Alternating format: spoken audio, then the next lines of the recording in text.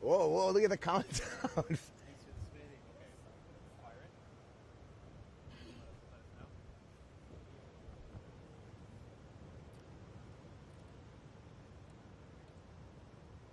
Hey, we're up.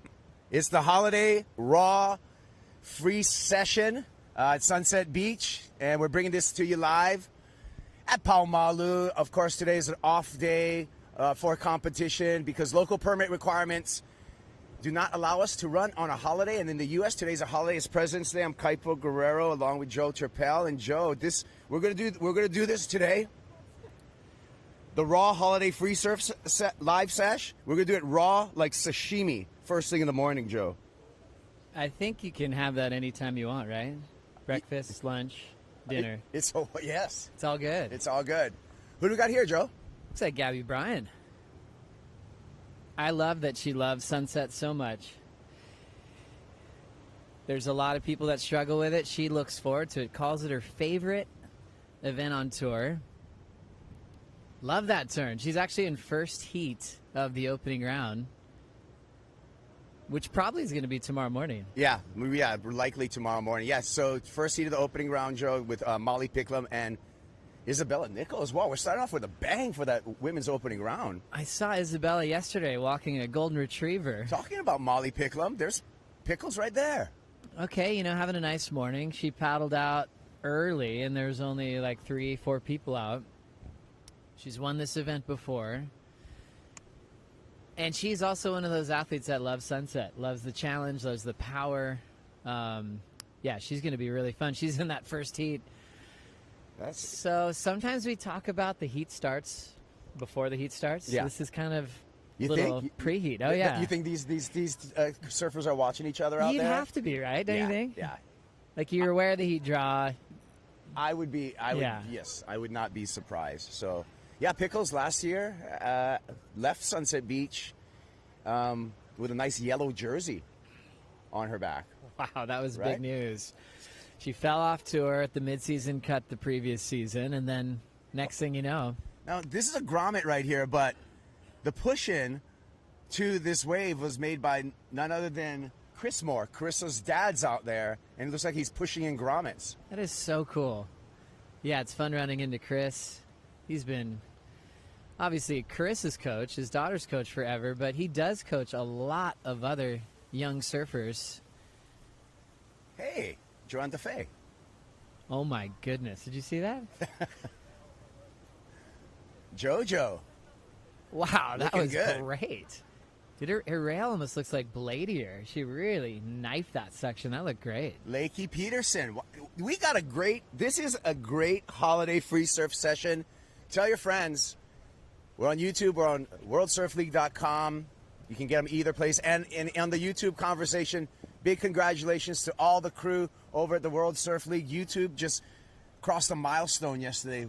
1 million subscribers, Joe. Yeah, I'm really proud of a guy named Matt Schulman, Shredder, a UC Santa Barbara surf team alumni, doing a great job with the YouTube channel.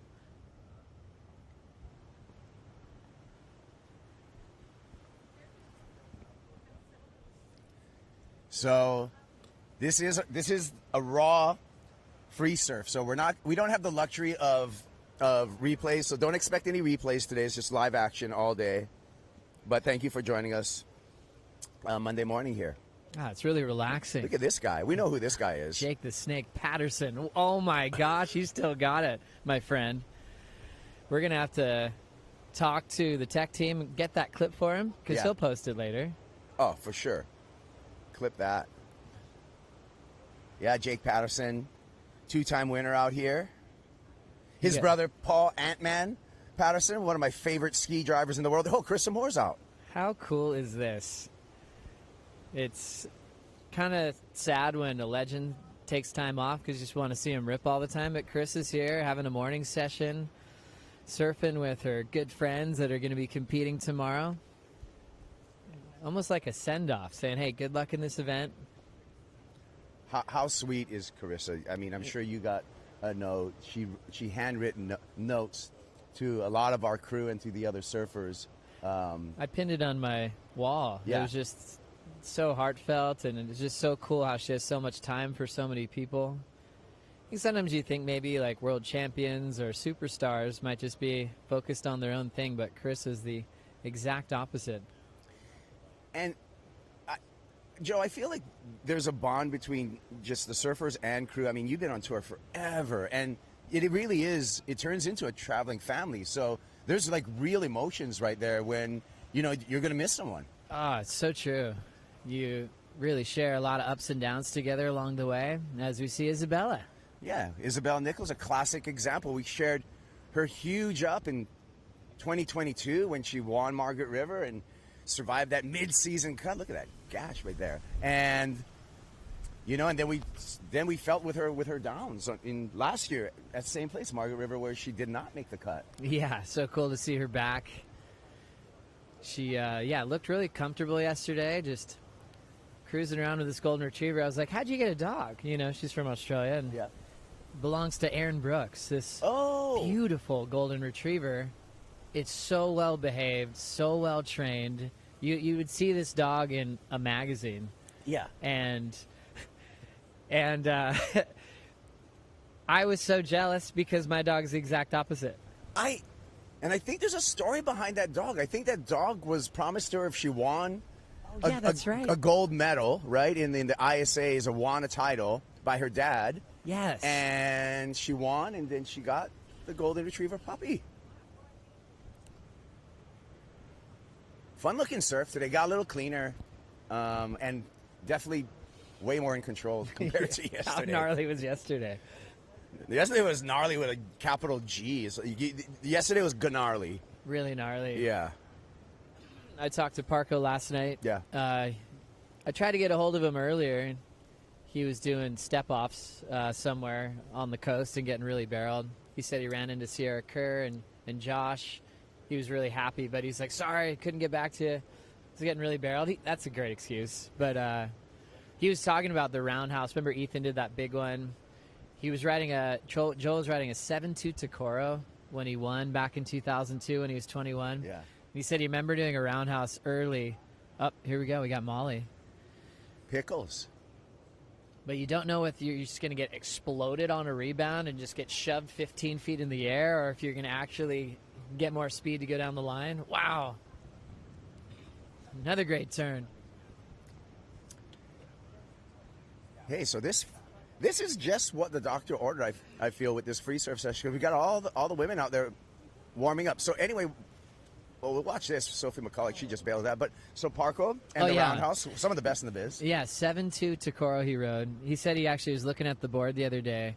He couldn't believe how thin it was. So like the leash plug down on the tail, it was actually like 6 inches up because the tail was so bladey. There's no way he could have put a plug on the end of it. So he looks at it, goes, I mean, that was 2002. We talk about surfboard evolution. A lot's changed now. It's 2024. And he's just going, I can't believe I rode this thing. Yeah. He did an aggressive foam climb on the finals day, and he said, because that was one of the highlighted maneuvers, like, who does a foam climb at Big Sunset? He said, I didn't know where else to put the board. It was going so fast, and he just went, wah! It ended up being a giant score, and, yeah, one of his great memories of winning in Hawaii. That's so cool. And how cool is it, Joe, that we have some of that stuff this year? We got a new element for the broadcast. You guys are catching it. We have the WSL vault. So we're digging into the vaults, and we get to see that stuff. I think we're going to show that, or I don't know if we have shown it yet, but yes. But we have that in the bank that we want to share with you folks. John DeFay knows the way. Yeah.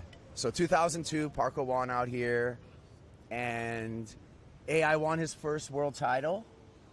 Yeah, that's right. 2002, it was between AI and Luke Egan.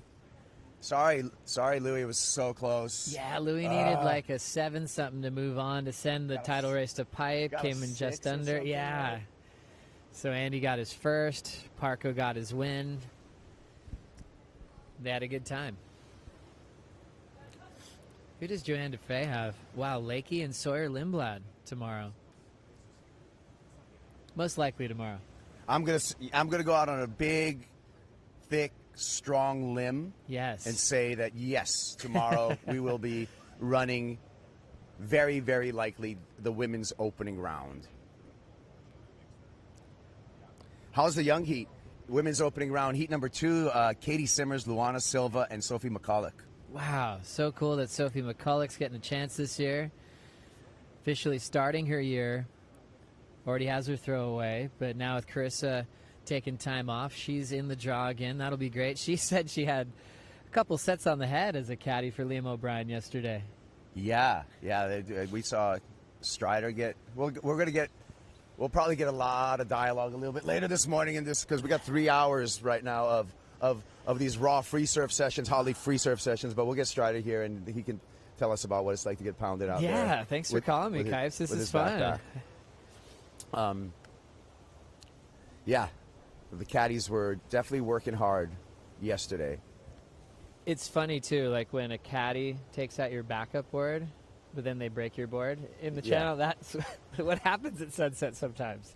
It's really funny when you see guys who are like Kiko Bacalso, who's like caddying for, how's Pickles, Molly Picklum.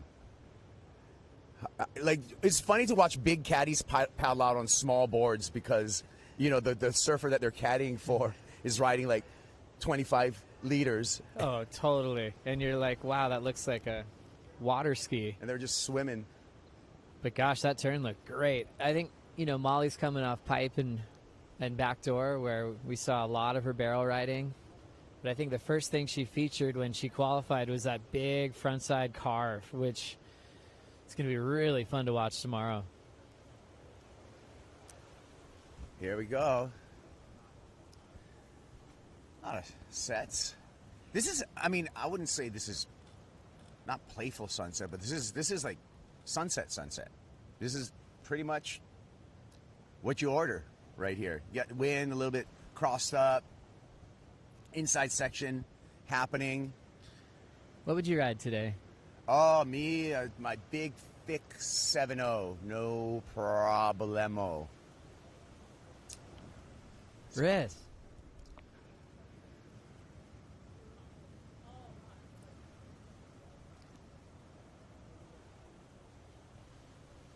It'll be interesting to see what she does with her surfing and boards. She does have Tahiti coming up. Yeah. She does have the Olympics coming up. You always wonder, like, what will they allow themselves to ride once they're not just competing all the time, and where they're going to go on the wave? This is Gabby Bryant. Yeah. I feel when you get off tour and you're not so thruster high performance oriented, then the shackles are off, and you probably can start riding some different boards. I think Josh Kerr is kind of one of the best examples of that. Guy's been riding twin fins, and I honestly think Josh Kerr is surfing better now on twin fins. No offense, but then he was surfing on thrusters on the tour. He's so well-rounded. It's amazing, and I love what he's doing with the 20s. And yeah, I even love even more what he's doing for his daughter, getting her into insane waves and getting her so well prepped. Sophie McCulloch, first heat tomorrow. Look at this. Pulls into a pit and makes it. How fun is Sunset right now? Great read there from Sophie. She's got the heat with Luana Silva and Katie Simmers in heat number 2. I think the most clutch thing I've ever seen out of Sophie was that Haleiwa Challenger event where she wasn't even in the radar of going, oh, these are the contenders to qualify, because she was so far down the rankings, didn't she feature. Wasn't in our conversation. It wasn't on the morning show. And all of a sudden, it was like this outside shot. Things had to go her way.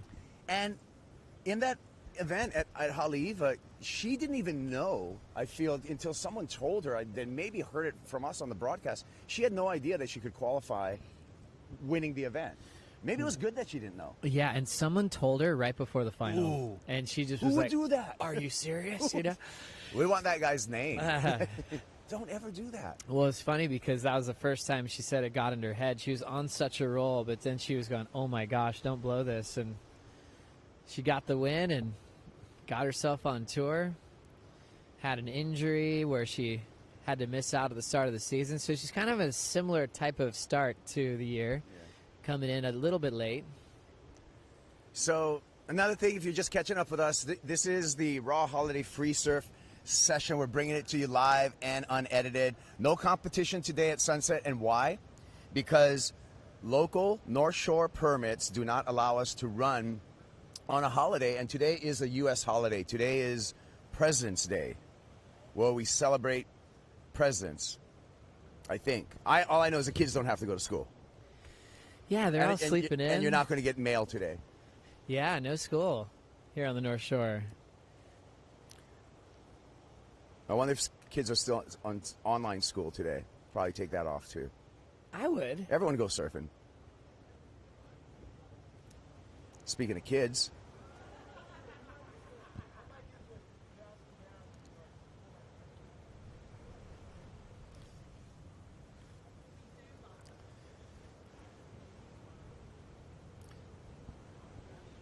All right. What do you think, Joe? I mean, we're to the quarterfinal for the men's, and we've been talking women this morning. What about who do you think is going to be in that final five? I mean, Gabe Medina's kind of had a shocker in Hawaii. We got Italo. Is it a comeback year for Italo Ferreira? He's in the quarterfinals. John looking good. Yeah, John's like probably just screaming out on everybody. Just looking at the draw of what he could do. Sit second at pipe in the quarters.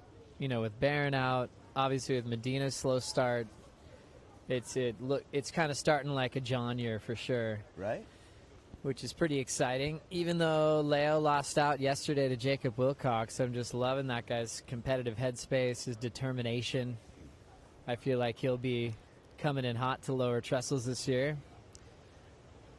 Be great for Italo to find some bigger boards and get barreled yesterday. He was definitely the underdog in the heat with Federico Moraes for all of Kikish and his success out here. So that was big for Italo. Yeah. So John up against Jordy Smith in the men.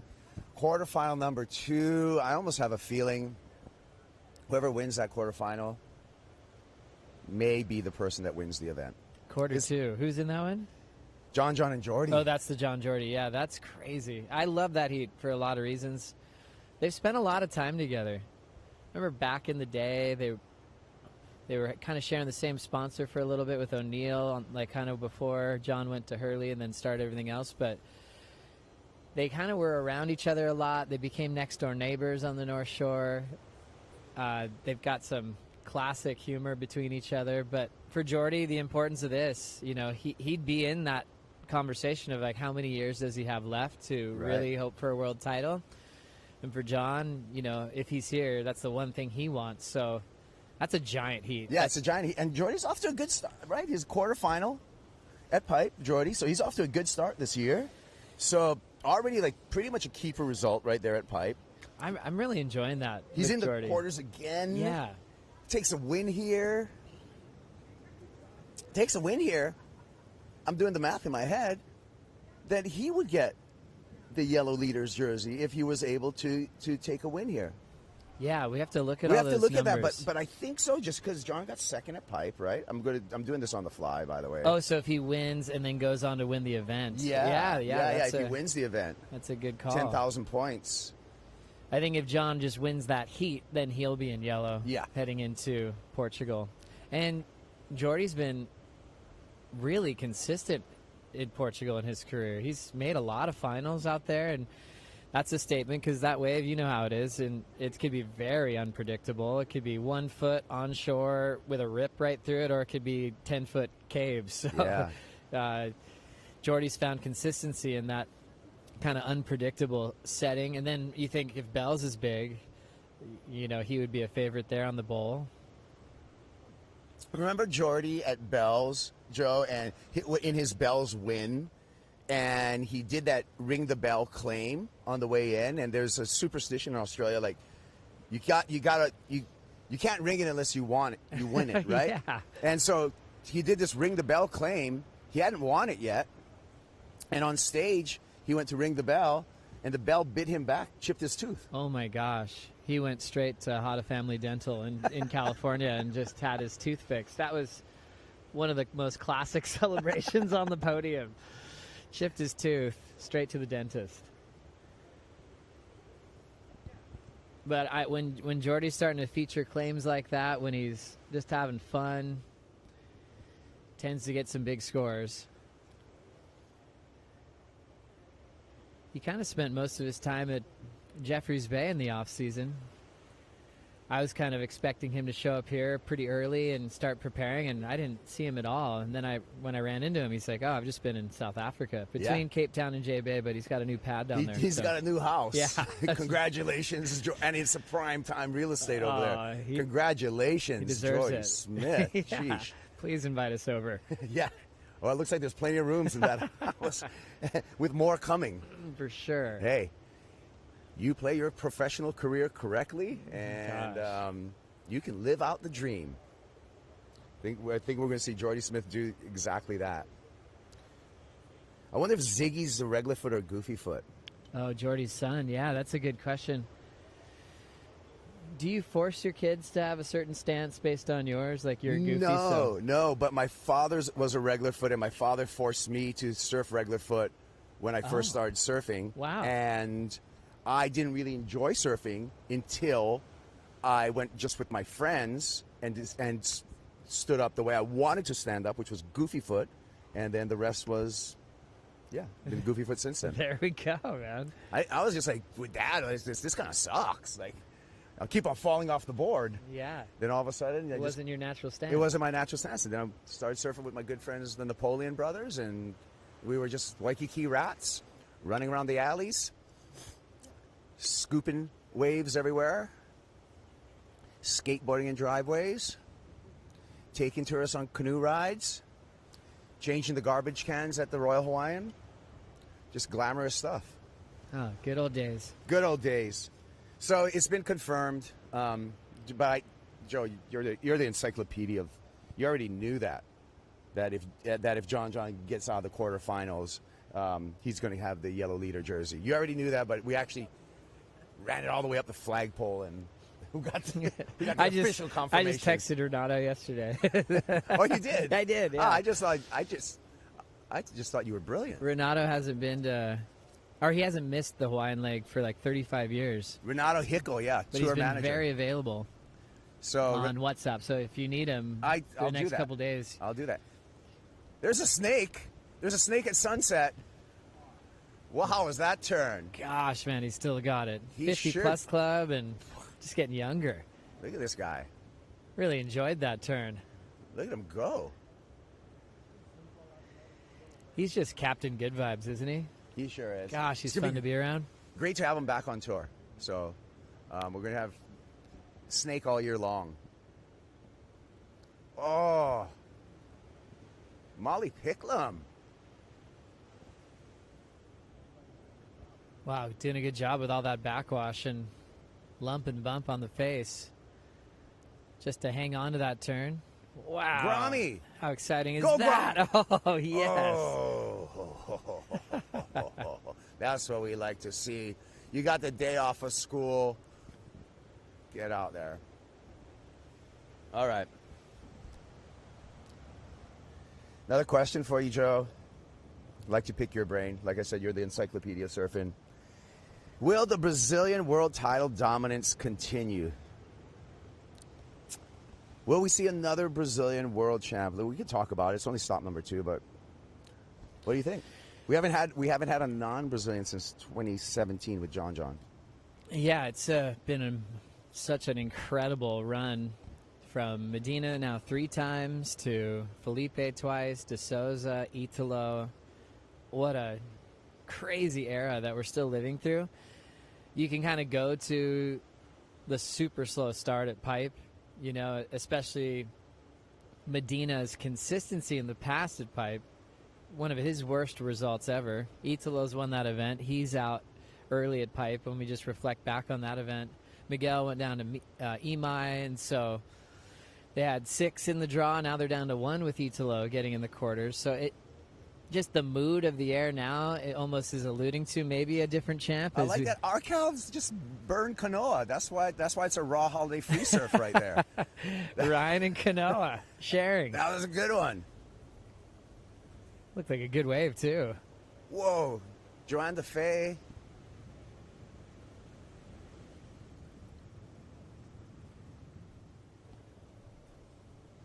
So yeah, I think the headlines too on Stab was about San Clemente getting taken out of the event at sunset early before the quarters, which has like kind of that new kind of flavor storm from Southern California, but also majority of the Brazilians out. So a lot of our typical themes that we've had, especially the Brazilian side of making quarters more often than not in the last 8 years or so, is seeming like it's changing this year. It is. And then Toledo taking the year off. So yeah, there's a lot of openings for new champions like Ethan Ewing potentially, who also got upset yesterday though by an Australian named Liam O'Brien. Yeah. Ethan had a shocker out there.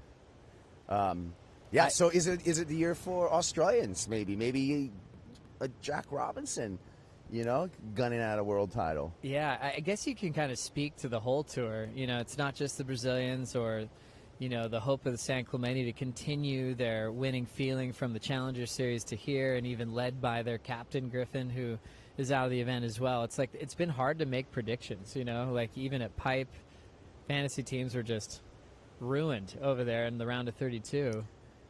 And I think maybe the one that's really popping out, like we mentioned before, has got to be John Florence. Yeah. So for him looking this comfortable, this strong, this healthy, and we've already scored better waves in 2 events than we had all last year.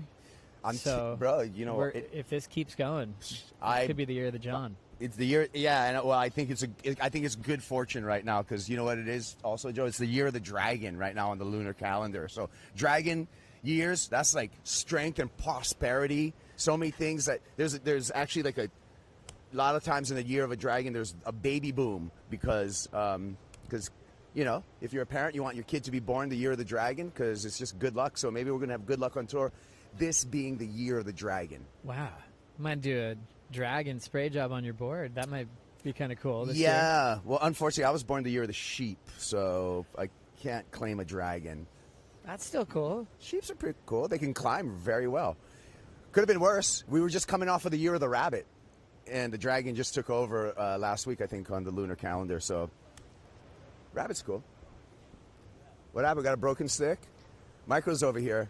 Glenn Micro Hall. You can't see him because you can't see us, but we'll talk about it. And he's pointing out who broke their board? Brisa broke her board. Oh, there you go. Broken board on the inside. Now we got an eye on it. We have to give Micro some co-producing credits there. 100%. Hopefully we'll get him on the couch at some point. Johnny doing a great job on the cam. Let's see here. Brisa has Tyler Wright and Alyssa Spencer in Heat 4 tomorrow. Well, she won't be riding that board.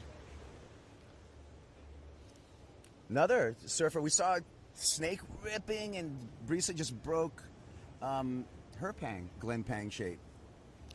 He makes good sunset boards, obviously, from what we've seen. And just hoping that wasn't her magic board she was planning on riding tomorrow. Yeah. Good news. Hope she has duplicates. Yeah, good news is right up the hill. You can drive up to Wahiawa, and that's where the factory is for Town and Country, and Glen Shape's up there. Wow. And so you can... So you go up and you pass Zippy's, or no, it's California Street. So right where the 7-Eleven is, there you we take go. a left right there. You go down there, and then by the police station, you take another left, and back there's all this industrial stuff, and that's where the Town and Country guys shape boards, and we got a couple of glass factories over there. So, I love that world. I love hanging out in fact. I love the smell of surfboard manufacturing. Yeah, you've been working in the biz for a long time. Especially the hard goods and fins. Blanks. You ever been involved in blank sales or no? No, that's Marty Thomas, one of our co-contest directors here at Sunset. He kind of has that all. See him driving that big van everywhere? Yeah, he has that kind of sewn up. Arctic Foam is what it is, yeah. He represents. I do like Arctic Foam as a core for surfboards. Most of my shortboards are made out of Arctic Yellow. It's a medium density blank. Not super light, but not super heavy either. Good flex to it. Wow, remember when Clark Foam shut down? Remember the paranoia Yeah. within surfers? Like, oh my gosh, we're never riding a surfboard again. This foam factory shut down. It was a big deal. And the story was that Grubby Clark just decided to shut it down. He didn't want to sell it. Talk about punk rock. Right. He's like, you know what? I'm done. And it was a thriving business. Yeah. Right there off of Crown Valley. It's Luana Silva. Right there off of Crown Valley in Laguna Niguel, right? Yeah, and that's it's where like apartment building. That's now. Oh, really? Yeah. Wow. And so that was a foam factory back then, and Grubby Clark had a monopoly on surfboard foam. There was like now there's like 8 different companies you can choose surfboard foam from. But This back then, might be an exaggeration, but maybe not. Maybe he had 90% of blank sales. Easily. Yeah. especially in the U.S. Right. I mean, Australia had Burford, and they had a couple of brands over there in Australia, but in the U.S. for sure. And the legend with Grubby Clark is that after he shut down Clark Foam to rub salt in the wound, he broke all the molds. Wow, so he had all these molds, right, for all the different blank shapes and stuff, like the Rawson rocker and the Rusty rocker and all that stuff. And he just went like, hey, take a jackhammer to those things, break them. Oh, my gosh. When surfers were bandits. Leave the thing in fire. Just boom, I'm gone. Out of here. But, yeah, that was a scramble then for all. And then an opportunity for people to create some blank companies. And there was always this learning curve because everyone was used to shaping with the Clark Foam. So there's still shapers today that say, I've got a saved Clark Foam blank that I'm going to use for a special occasion. Especially the bigger ones, right? Yeah. All those gun blanks. All right, well, again, thank you for joining us at the Raw Holiday Freesurf Live. We're live at Sunset Beach. No competition today. And why? Because today is a U.S. holiday, and North Shore permits do not allow us to run competition on a U.S. holiday. So that's why we bring you this raw, like sashimi, holiday free surf session. Gosh, you're making me hungry every time you break it down that way. A lot of Hurley team riders out this morning. Makes sense.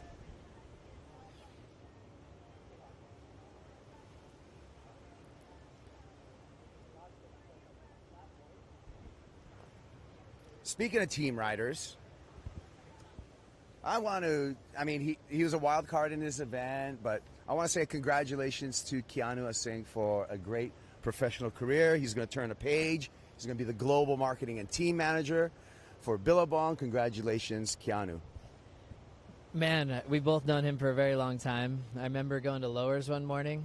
I was a team manager at the time for a traction company, and I came back to the office. I'm like, we got to sign this kid, Keanu from Oahu, and put him on the team. Got to meet him, and he was so kind as a kid. You know, he was one of the high profiles, you know, coming out of Oahu, and he was absolutely ripping. He was so kind. Every time I gave him like 3 traction pads, he just was so thankful and grateful. Never asked for too much. Always just wanted just what he needed. And gosh, he's always been just this cool, humble warrior. I'm so proud of him. I wasn't quite sure if he was going to call this his last hurrah. We both got a call from Tommy, his dad, and it was so cool to hear that he might be saying, hey, will be it for him competitively, because he's got a new job that is going to be awesome for him and his family. That is growing, by the way. He's got a baby boy on the way, too. So, yeah, big shout-out to the Asing family and to Keanu for just being an incredible surfer, but even better, an incredible human being. I'm going to miss him on tour, but I have a feeling we're going to see him a lot. I think so. Yeah, I think we'll see more of him. And you know what? It's kind of a life hack in a way where, you know, you want to keep on living this lifestyle. You transition from professional surfing to a surf industry job. You're still around it, and you're still going to get those sessions in, and you're still going to be living. But back to the Singh family and Tommy in particular, Keanu's dad. I urge people to watch Through the Doggy Door. It's a documentary about a young surfer from the west side here, Sheldon Paishan. And in that documentary, you see how the Singh family really tried to adopt Sheldon, who was living in a tent at the time on the beach. And the Singh family was just like, hey, gave him, you know, support him, giving him, you know, taking him home and taking him to surf contests, paying his entry fee, giving him surfboards, feeding him. But then, you know, so that was the big heart of an example of the big heart of the Singh family. Right? Ran into Sheldon recently. Yeah. He's about to go for a surf. Man, he's... You see his new car? The range. What's... Wow. He was so happy and just stoked, and he was going for a surf with Brian Pacheco. Yeah, Pacheco's back. You know why? Because Sheldon's got a car now. He's got a. Is it a Range Rover or a Land Rover? Oh yeah, it's a Land Rover. Maybe? I'm not sure. It's nice. It's nice. It's so a nice cool. car. And now he's got shotgun with Brian Pacheco, one of just local legend. Gosh, had like world title type talent. That's what everyone was expecting, right? Yeah. Still surf's really good. Great to see him. It's a wild thing about the North Shore. It's like the guy like cleaning your table, your busboy, your waiter here, the person, you know, maybe bagging your groceries, and when they're off, they're actually just ripping surfers. Oh, yeah, totally, man. Everyone rips on the North Shore. Oh, it's so true.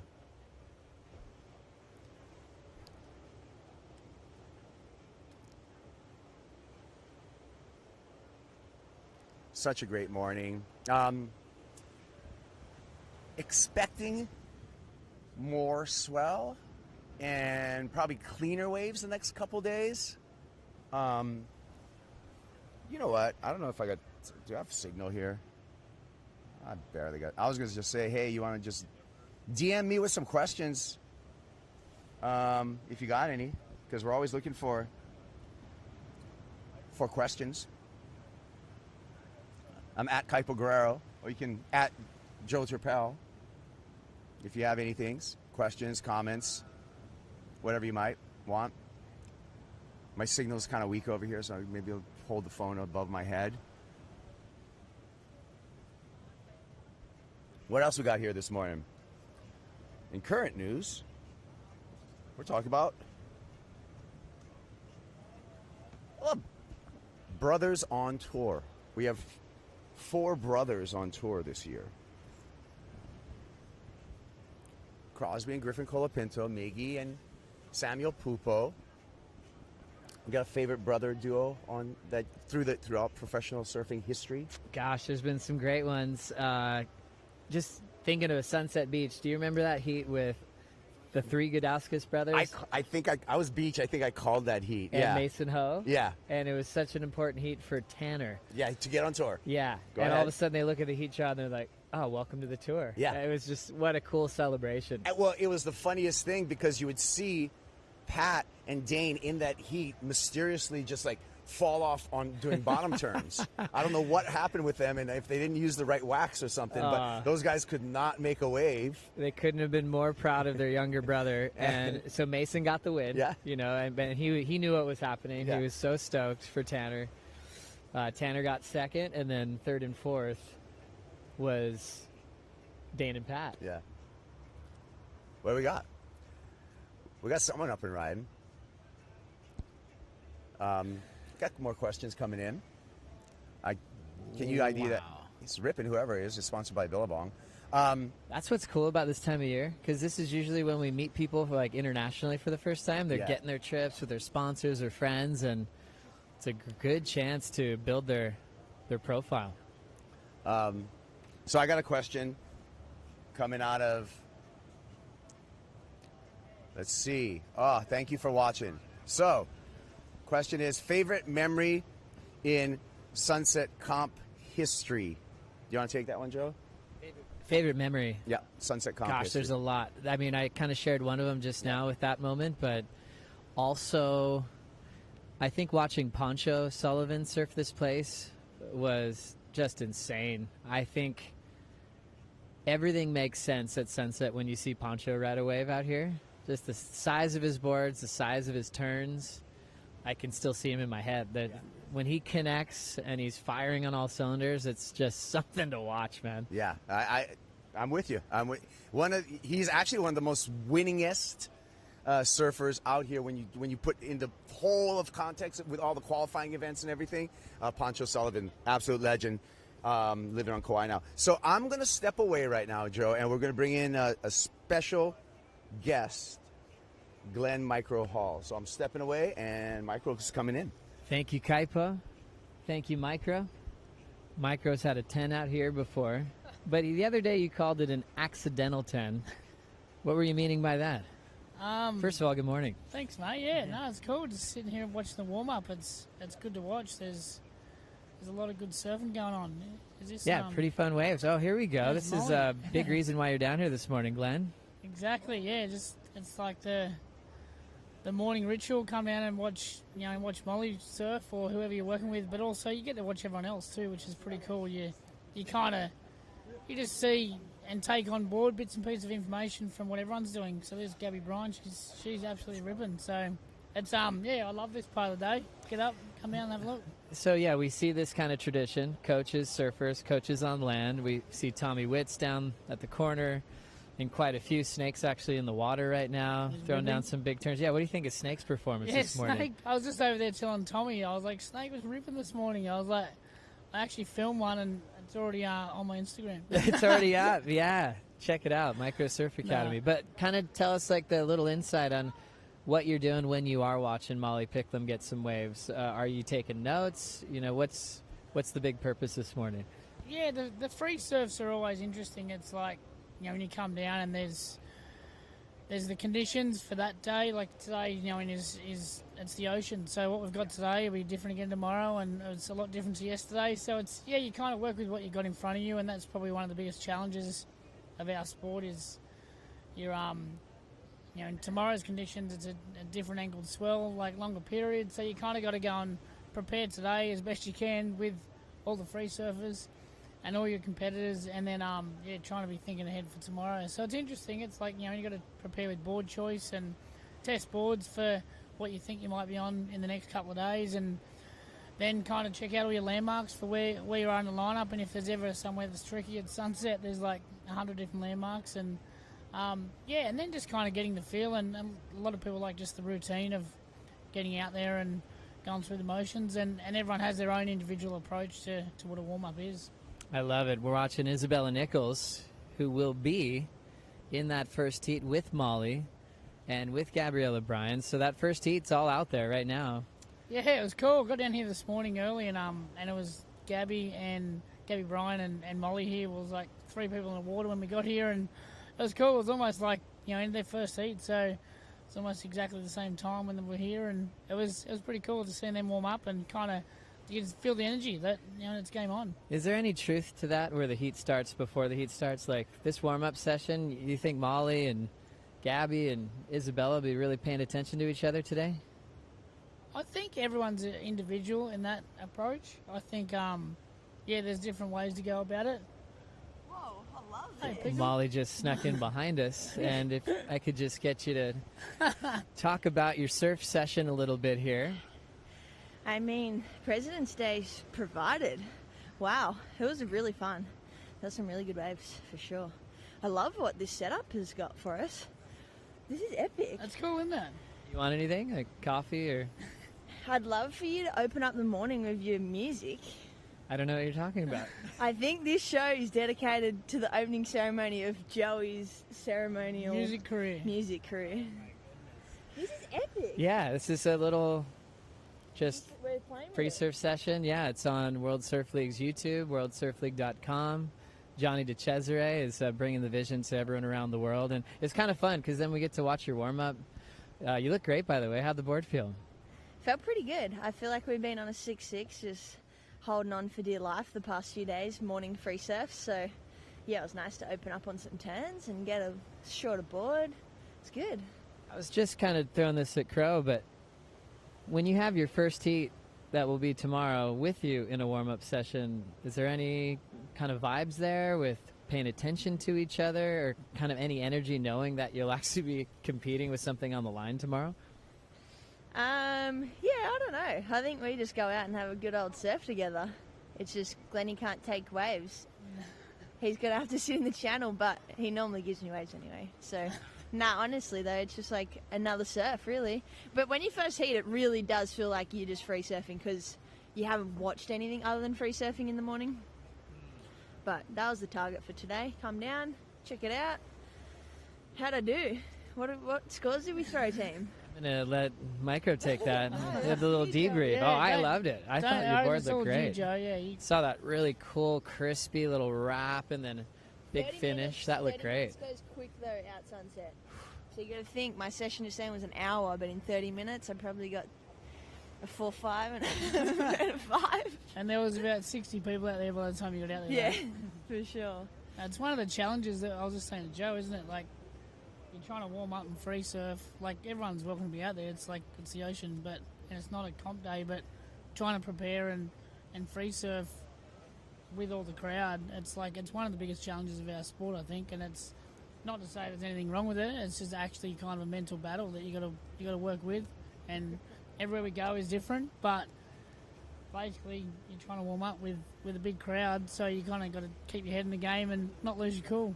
Yeah, I think Kingy actually said this example. It's pretty funny, and we're not F1, but imagine if you let some combi vans on the track while Max Verstappen's trying to like rip around the track, and a couple combi vans are just like beeping at him saying "you." That's kind of the example Kingy said between us and the morning free surf go-getters. It's such a good call. That was Sora Lindblad, rookie on tour, getting a little turn there. But it's what we've noticed, right, on tours. There's certain locations where you'll talk to the locals, and they're like, oh, none of these people would be surfing, but since the best surfers in the world are here, they want to surf with them. For so sure. It gets even more crowded. Yeah, and it's understandable too. Like, it's, you know, you can see both sides. Like, it's amazing for the local Groms or even the local older crew who live here. That's their spot. So like, it's kind of totally fair game. But it's like, just from the competitor's point and then the coach's point, like that's definitely a topic you got to talk about, because it's like, that's part of the deal of like, you don't just turn up and get given all the waves you want. You got to work with it and embrace the crowd and just find your moments. You'll have random surfs where you like just jag it luckily and get a little window with not many people, and then you can go the other way too, where you can paddle out and there's 3 people when you get here, and then there's 60 people. There's nothing you can do about that. You can't go, oh, we'll come back in 2 hours, there'll be no one out. Come back in 2 hours, there's another crew. So it's kind of like you just got to work with it.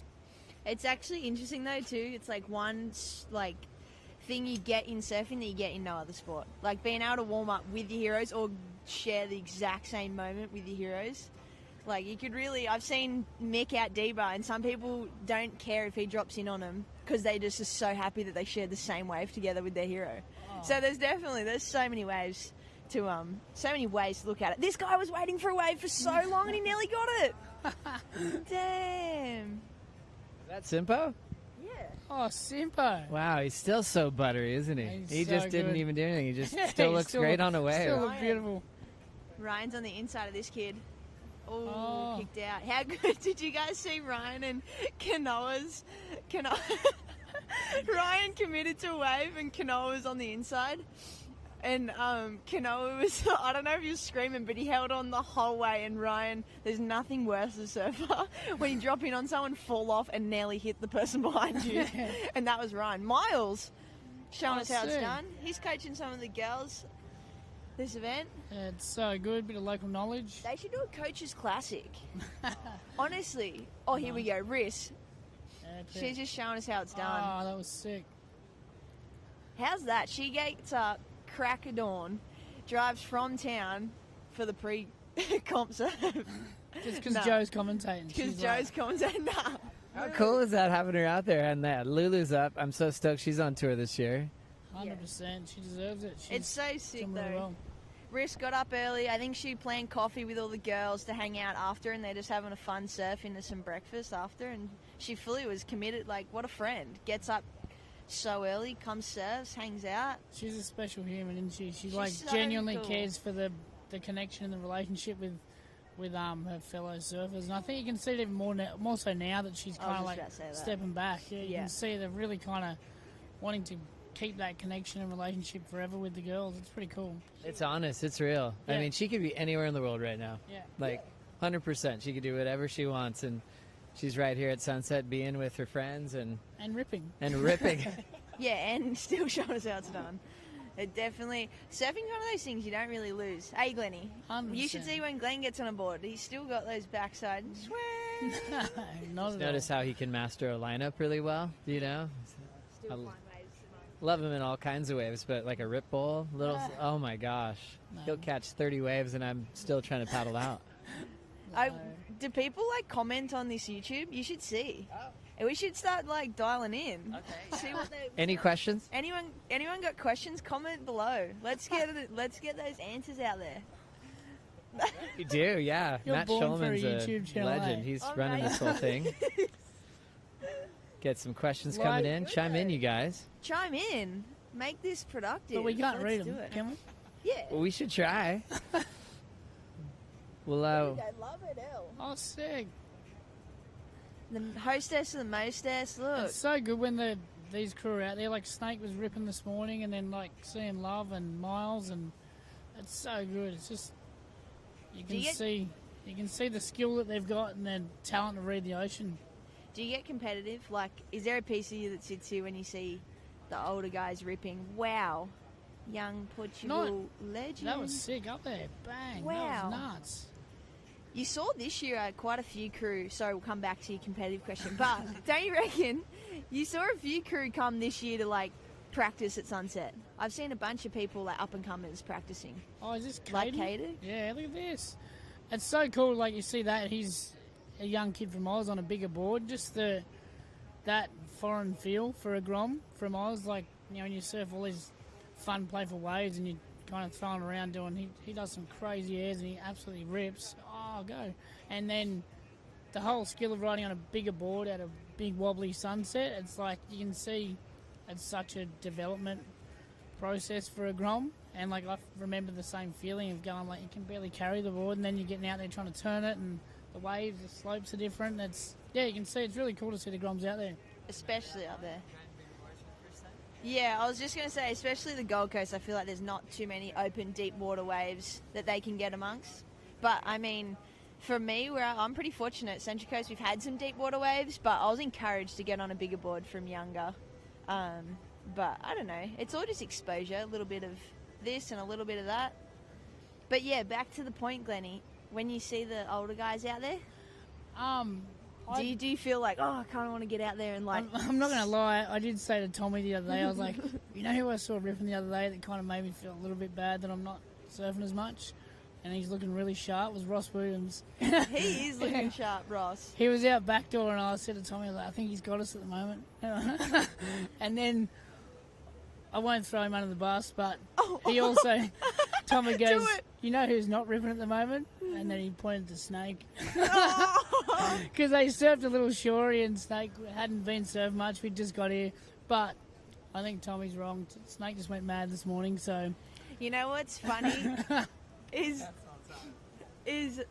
there's definitely like, is it not an insecurity, but like, you know, when you see older guys get older and they kind of just don't care as much of the lines they're drawing, but say for yourself, Glenn, I know you're like still avid to like put on some good turns and feel like you're digging in a bit, like you don't have the old old man body going yet. But it's like, he goes, I don't look like that, do I? If like the real old guy's just going down the face. I was like, no way you don't.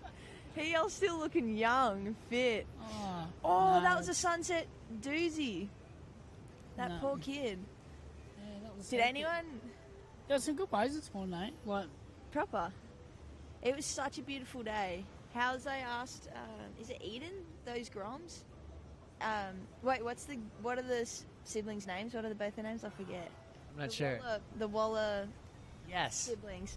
But they're micro Groms. And I was like, what size board are you on? He's like, well, I normally ride a 4.6 and I'm now on a 5.4. So, and I was like, well, that's a big step up, but so small.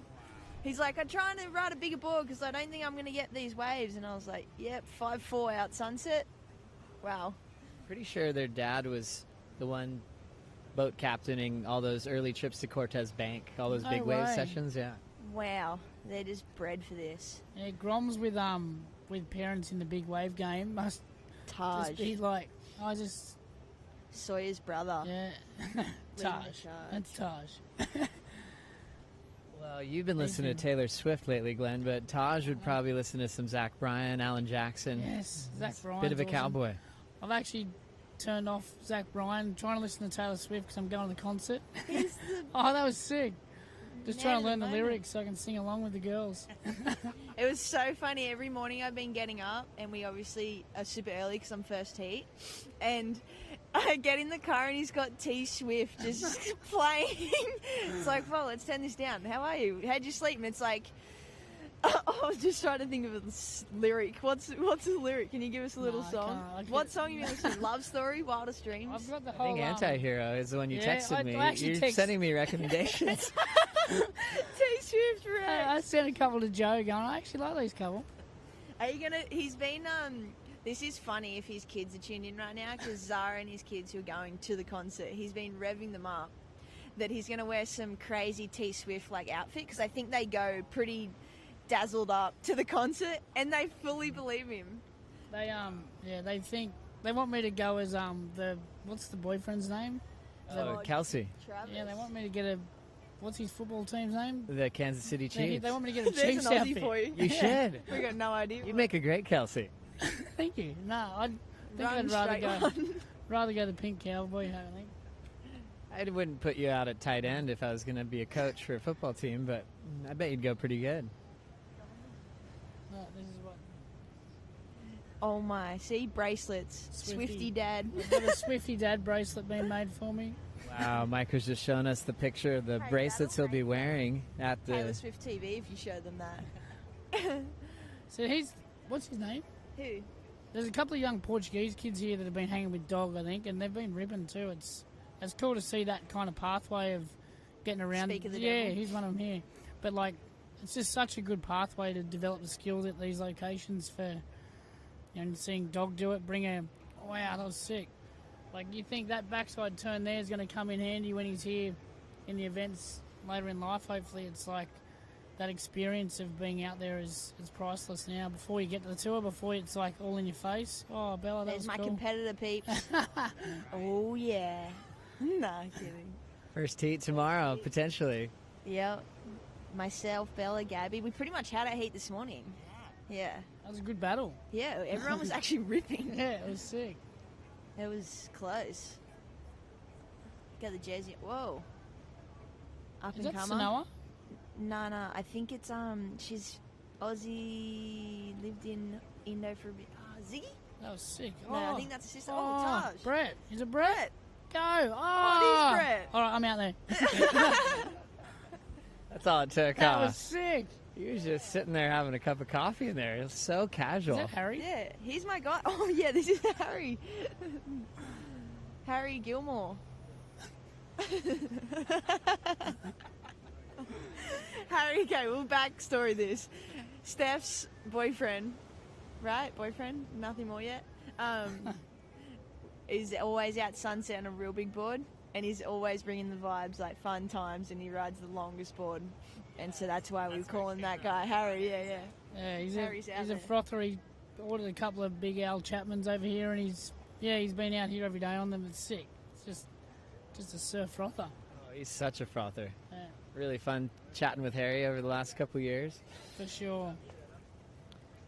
How good is this? This is Yeah, sick. beautiful warm-up session at Sunset Beach. Off today because of the President's Day holiday. Permit doesn't allow us to run, so might as well watch how beautiful these conditions are. We've got a nice fresh warm-up of that first heat tomorrow. Molly, Gabby, and Isabella. Then we'll have Katie, Luana Silva, Sophie McCulloch. They're all out there as well. Yeah, And they've basically been the whole looking great. women's draws out there. Well, yeah, it's it really cool to does watch. look like that.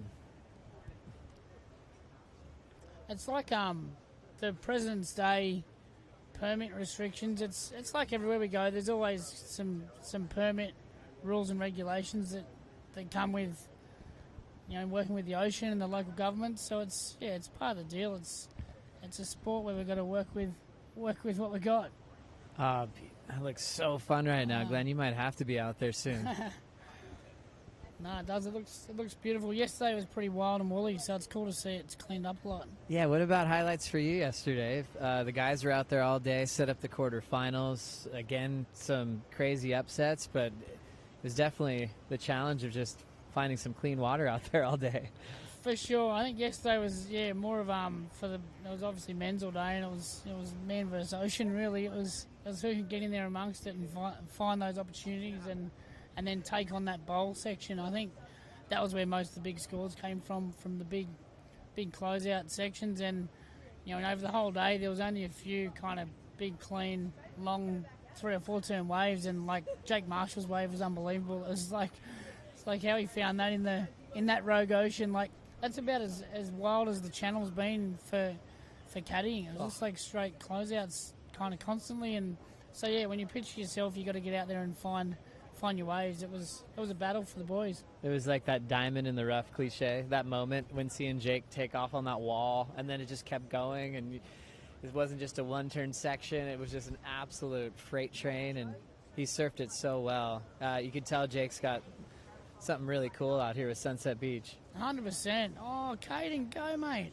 That was sick. Wow. Who's this kid? He's Caden Francis from Oz. Oh, wow. That was cool. He's kind of travelling and working with Tommy Witts. Oh, cool. So it's like that same kind of program of, we all do it as coaches. You try and tow along some of the groms, and where you can go. And it's really cool and welcoming of the World Tour athletes that that I work with, or Tommy, or Dog or Snake, like whoever, they kind of they welcome in the groms and know that that's what they got when they were young. So yeah, like Caden's hanging with Tommy and his crew, and just kind of sitting and watching and observing and getting some waves amongst the crew. What a cool opportunity. Here's Sawyer. Her brother Taj is out there. She's going to bring some new spice to the tour, I reckon. She's like Tatiana, young blood. Doink. Wow. Yeah, what she said was her first barrel at backdoor in her heat. And when a competitor says that, they can just read waves really well on the fly, not having too many sessions out there. That was really cool to see her just grab the rail backhand and get a really, really nice barrel to start the year. She's been working a bit with Miles Padaka and Shane Dorian. So that's really cool. What a great balance. Some great coaches. Miles went out here back in 2001. I think he was one of those stories where he came from the trials. Like, they used to have these trials events, and he won the trials, got in the main event. You're taking on the best surfers in the world on tour, and you win the whole thing. It's like, that's cool. Like no better way to become a local hero, That's crazy. Has he always lived up the road here? Yeah. He's been just... kind of part of the furniture around here. Yeah, totally. He's a really legend. well respected on all islands. That and his son rips. I see his son down the beach a lot. Oh, sick. Ripping, yeah. Unreal. Oh, Italo. Here we go. Yeah, that story of Sawyer is like a good example of like your Cadens and those young Portuguese kids of like, whoa, that's sick. Just that kind of process of getting amongst these lineups and like piping backdoor and Sunset and Bells, like all places that you kind of got to go out of your way to get to put the hours in. And if you get those opportunities through tagging along with the crew, it's pretty important. It just reminded me of like World Tour talent, like Italo. He'd never been to any of these locations when he qualified. That wave he got at the box, he'd never been out there before, and he like locks into an 8. That's a different breed, like mentally and your ability as a surfer. You've never done it before, and you're competing at the highest level, and you get excellent scores. I mean, that's just beyond rare. For sure. I think that's probably one thing that it stands out to me when friends or just like people you chat to that haven't seen professional surfing live before, like they appreciate things like that where they're like, all right, they just turned up, they'd never seen this reef, and they paddle out and they find their way out through the keyhole, just naturally find their way out, and then they're all of a sudden just doing surfing that's just like they've surfed here 1,000 times. I think that's kind of the appreciation you have for the guys at these levels. Wow, Chalky Donuts. Oh my gosh, that's amazing. Love you. Ted's Bakery must be open for business. I just saw these donuts sitting behind the comp area, and I said, watch Glennie, he might freak out. It's warm too. Oh no, you're a legend. Take Thank a you. bite. Let's see if it's gooey on the inside. Oh, Wow. no, it's not, but it's got chocolate topping. So good. You are so lucky. She's Warm like, chocolate donut oh, for Ricky. Oh my god. my gosh. Ouch. No. Did anyone see Brisa pack a Sunset Bowl That was closeout? Broke her board. Snapped straight away. I hope that She girl's was alright. having a fun morning. That was Brees has heavy. got heat number 4 with Tyler and Alyssa Spencer.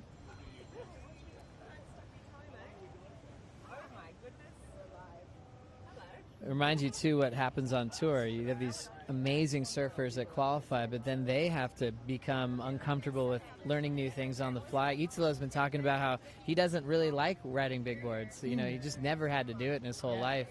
So he's, like, learning a new approach while he's on tour this year. I enjoyed him on a 7.2 out at Pipe on that big day, and even the board he was riding yesterday. It was one of the biggest boards I've ever seen him on, but he was able to navigate it into that tube where he got the 7.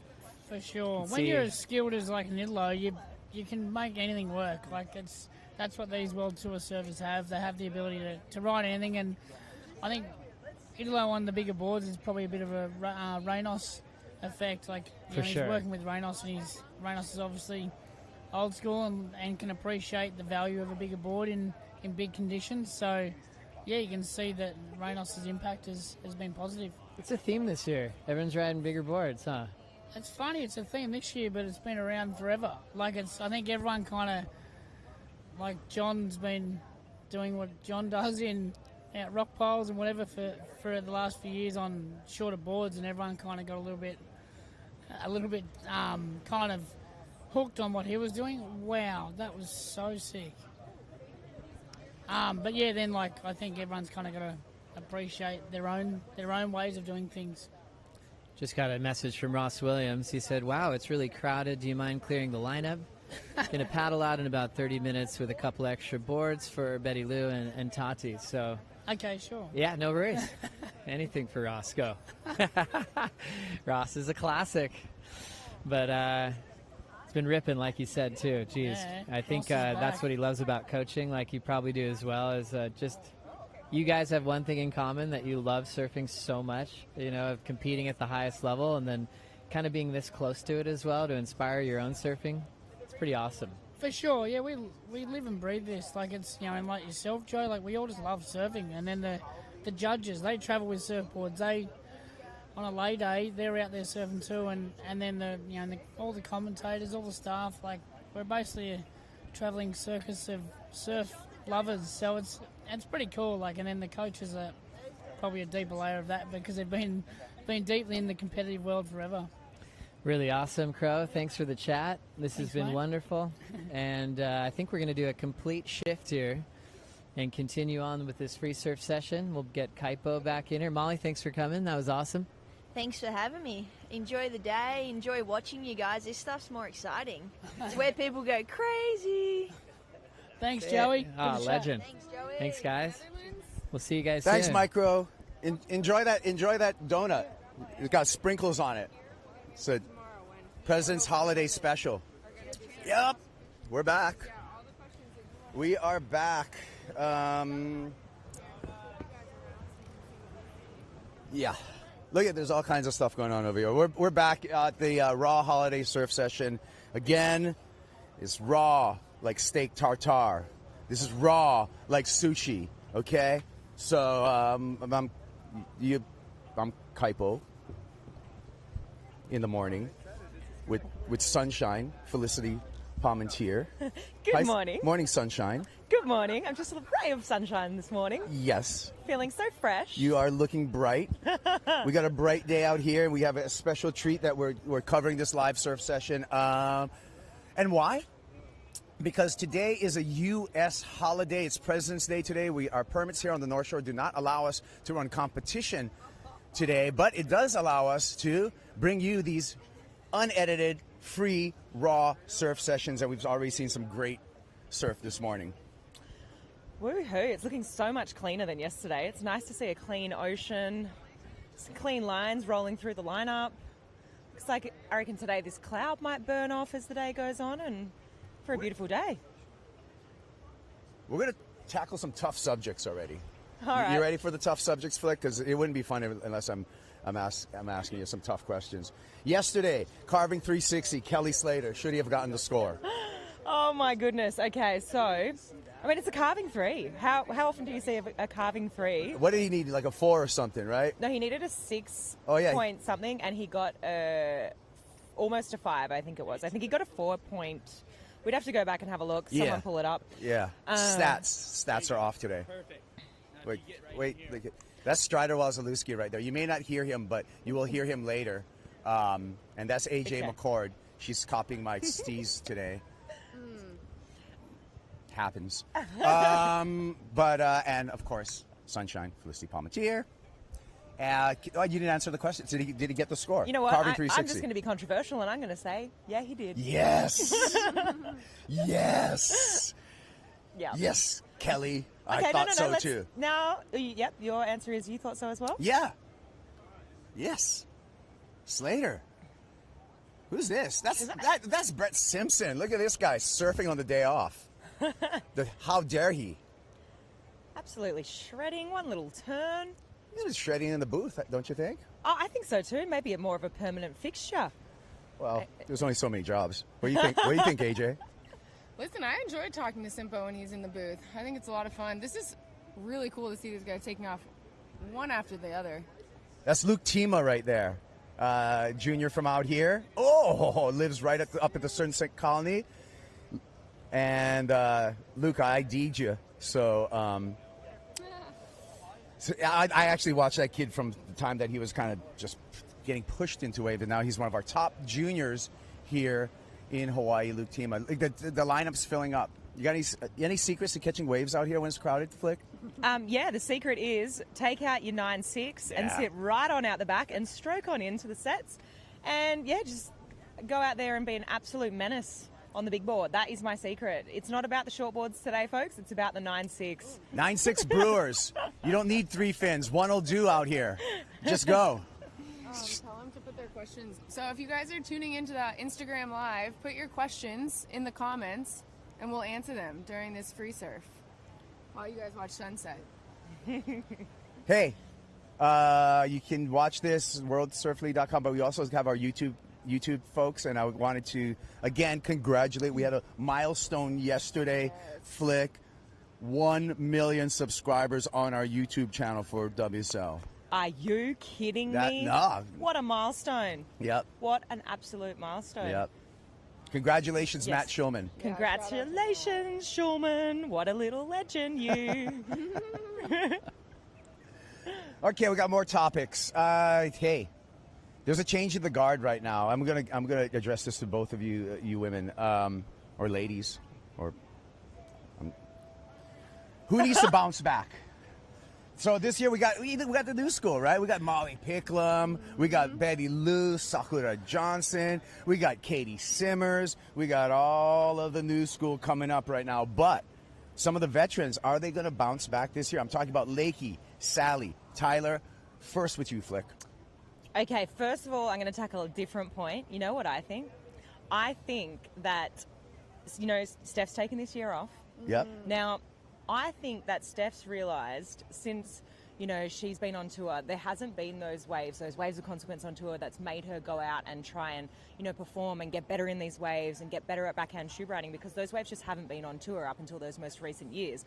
You look at these younger women like Katie, Molly, you've even got Sierra and Erin Brooks who aren't on tour yet, but are getting close to that sort of conversation. That's always been in their realm because those waves have always been on tour as far as they've known, right? So that's always been in their wheelhouse to go and surf these waves. I have a sneaky suspicion Steph's taken this year off. She's going to go get better at backhand tube riding. She's going to go spend some days in Fiji, some cloud break days. She's going to come back next year hungrier than ever, and she's going to have this tube riding, especially on her backhand, fully down and more competitive than ever. Jojo. Well, sometimes you got to burn them, I guess, when you're when you're warming up. We're not going to lie to your eyes, but that's okay. We don't know what happened on the paddle. Okay, so you didn't answer the question, though. No, I didn't. I avoided it. Yeah, I'm going to give it to AJ. Lakey, Sally, Tyler, come back here in light of the new crop coming up.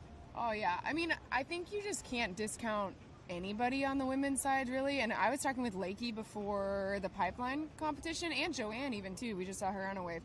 And both of them just talked about how much they're coming into this year with, like, a renewed sense of excitement and fire for competing in particular.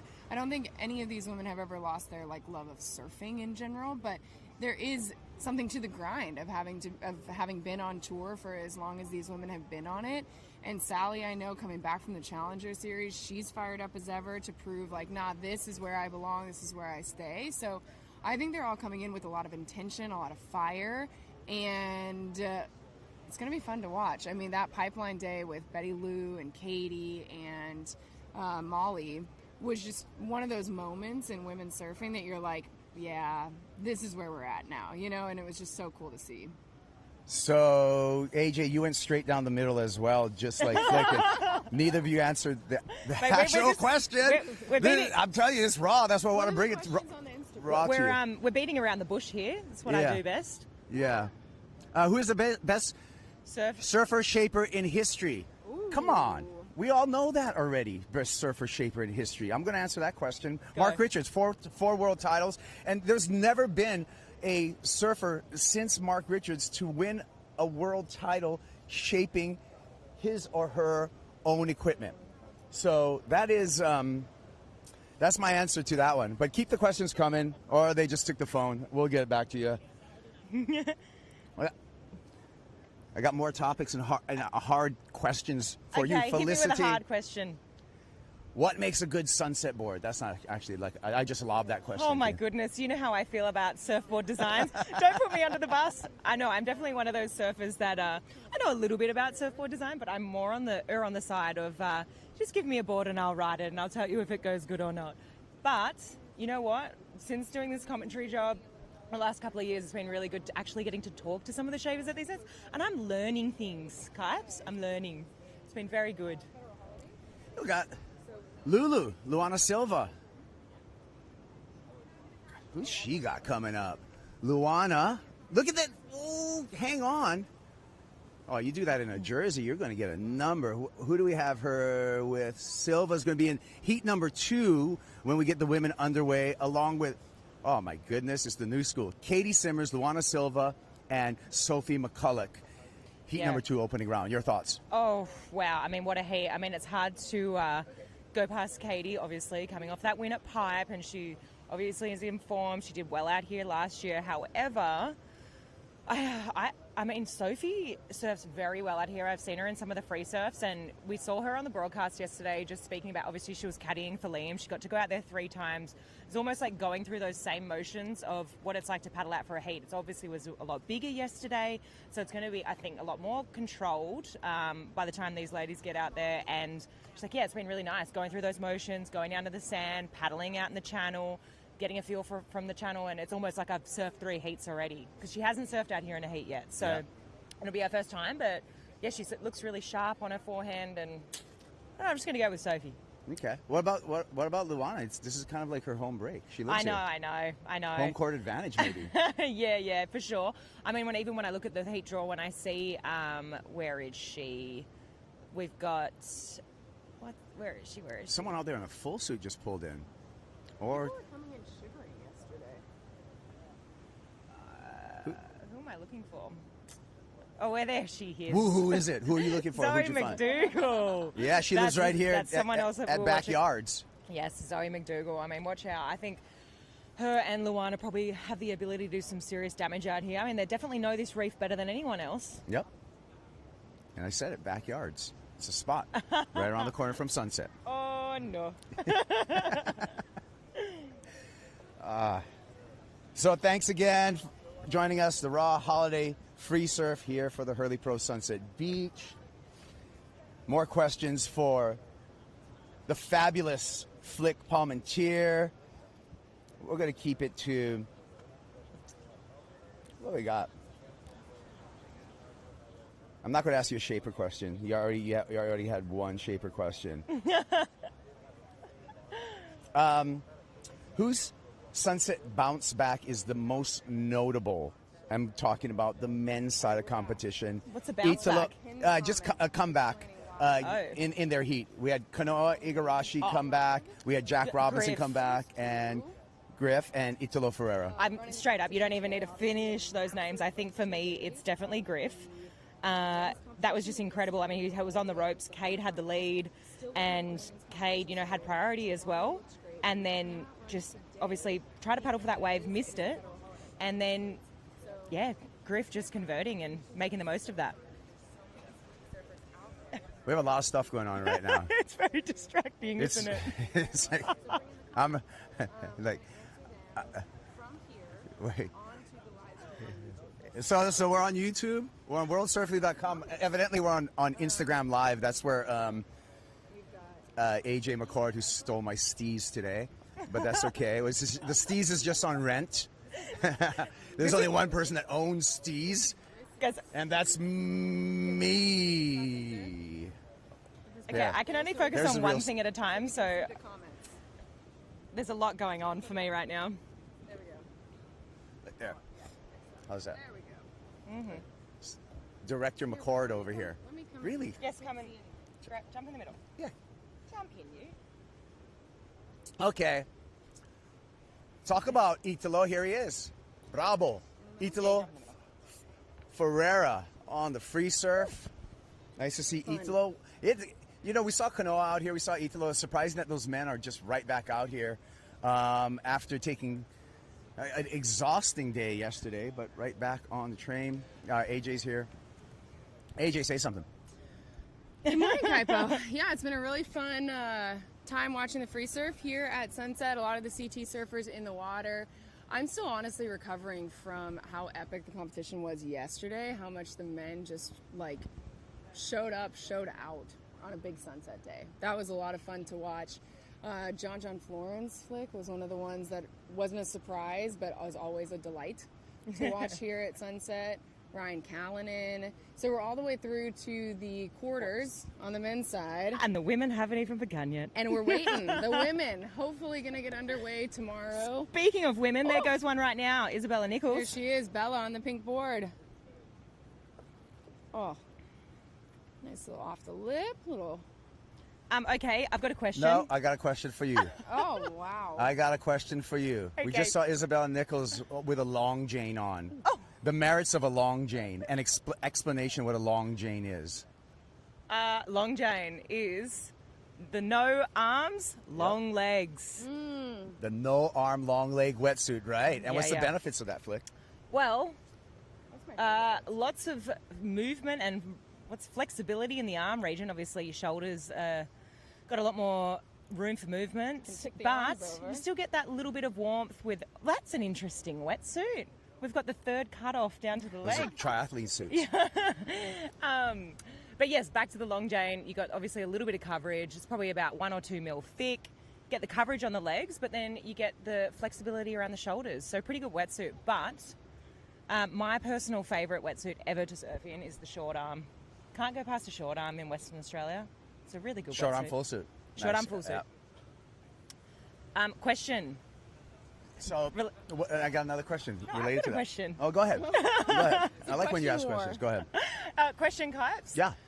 What is your thoughts on sprays on surfboards, and does it make a turn look more critical? And is there certain sprays that work better than others and certain colours that work better than others? I'm going to tell you sometimes there is the airbrush jinx. When you take too much time on your surfboard and the beautiful art's put on the surfboard, and you want that surfboard to work because it's so beautiful, but almost sometimes you can jinx it. I'm also a fan of the after glass spray, in which you take matters into your own hands. After the board's glass, you get the rattle can spray paint, and you just get busy on your own board.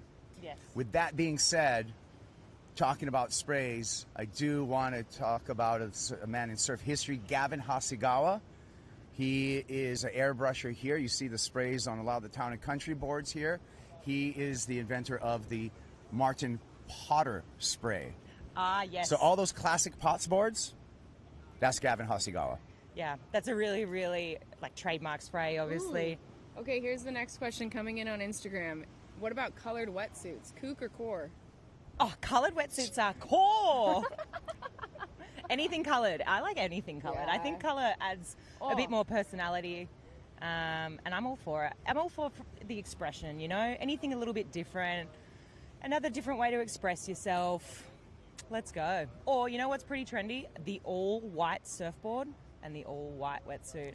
How do people even All-white keep those, wetsuit like, is impressive. How do you keep it clean? how do you even keep it clean? Like Yeah. Slater, like we seen him in all white. Fioravanti, we seen Steph in all You can white chuck before. them- How do you just keep those things clean? Chuck them in the washing machine. You heard it here Oh. first. That will void your manufacturer's warranty, by the way, on your wetsuit. Okay, I'm going to tell you, folks. If you do chuck them in the washing machine, that will void your wetsuit warranty. Don't take that advice from me, but that's just what I do, guys. Yeah. Like, I have a question.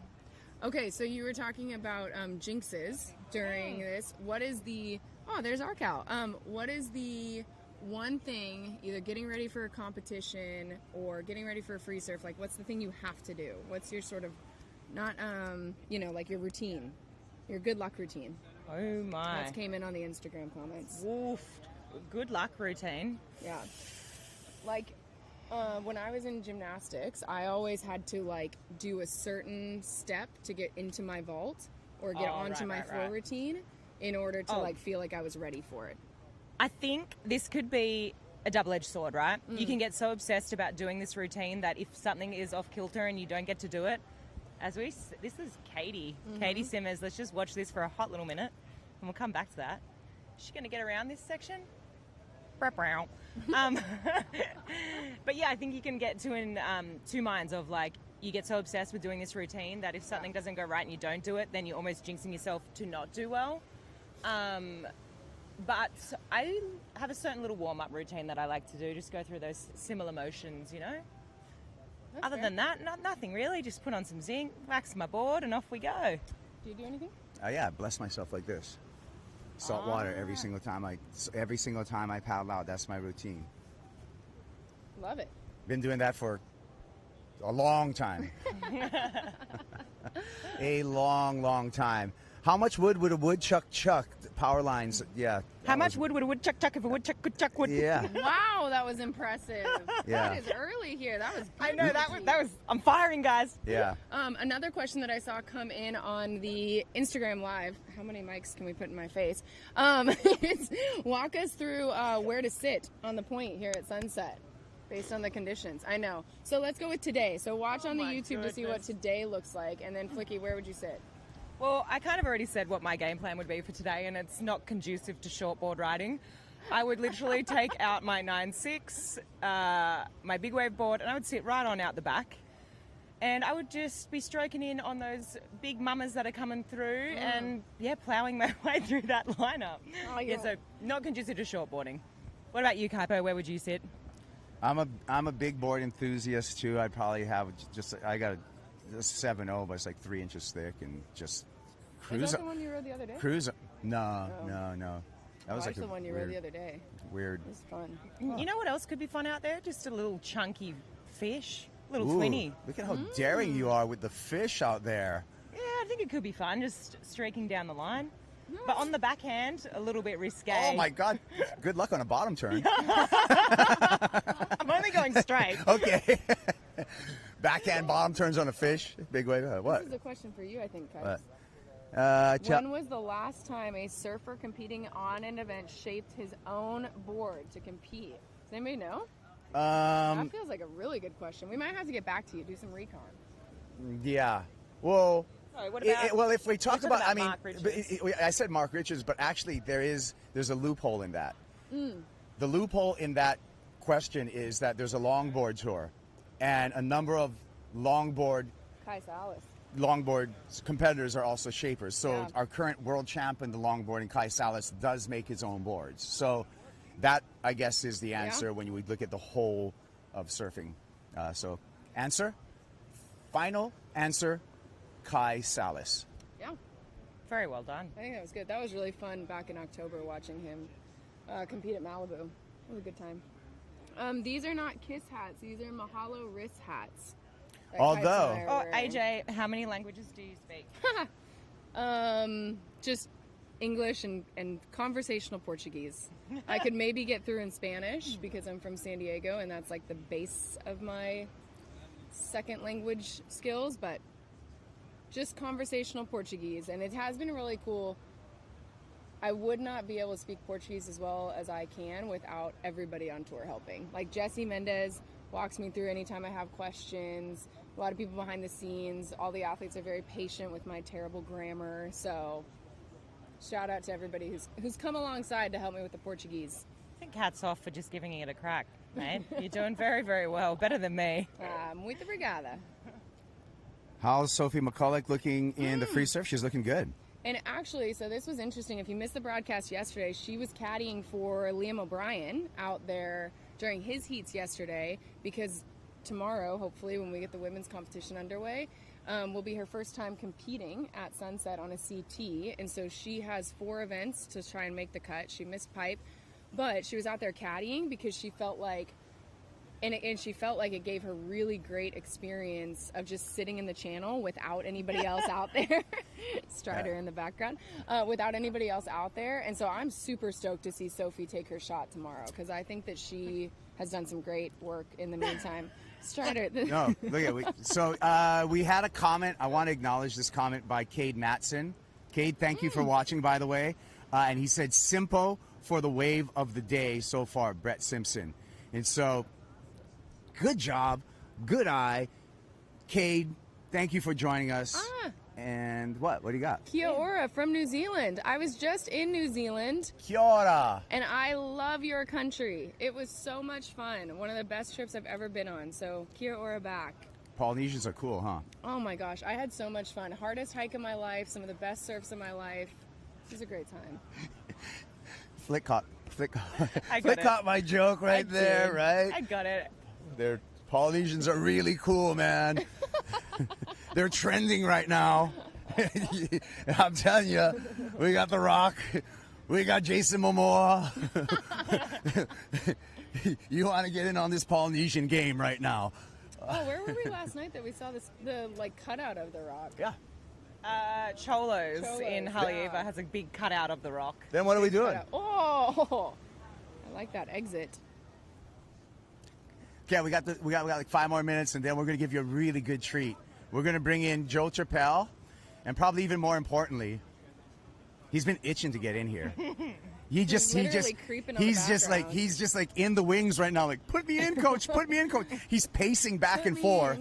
We're gonna have Strider Wazalewski come in here with Joe. So keep putting your questions on the Instagram live stream, because that is how we can see them with the mics. But the YouTube is where you can actually watch the surfing. So, you know, it's a dual screen kind of Monday morning for you.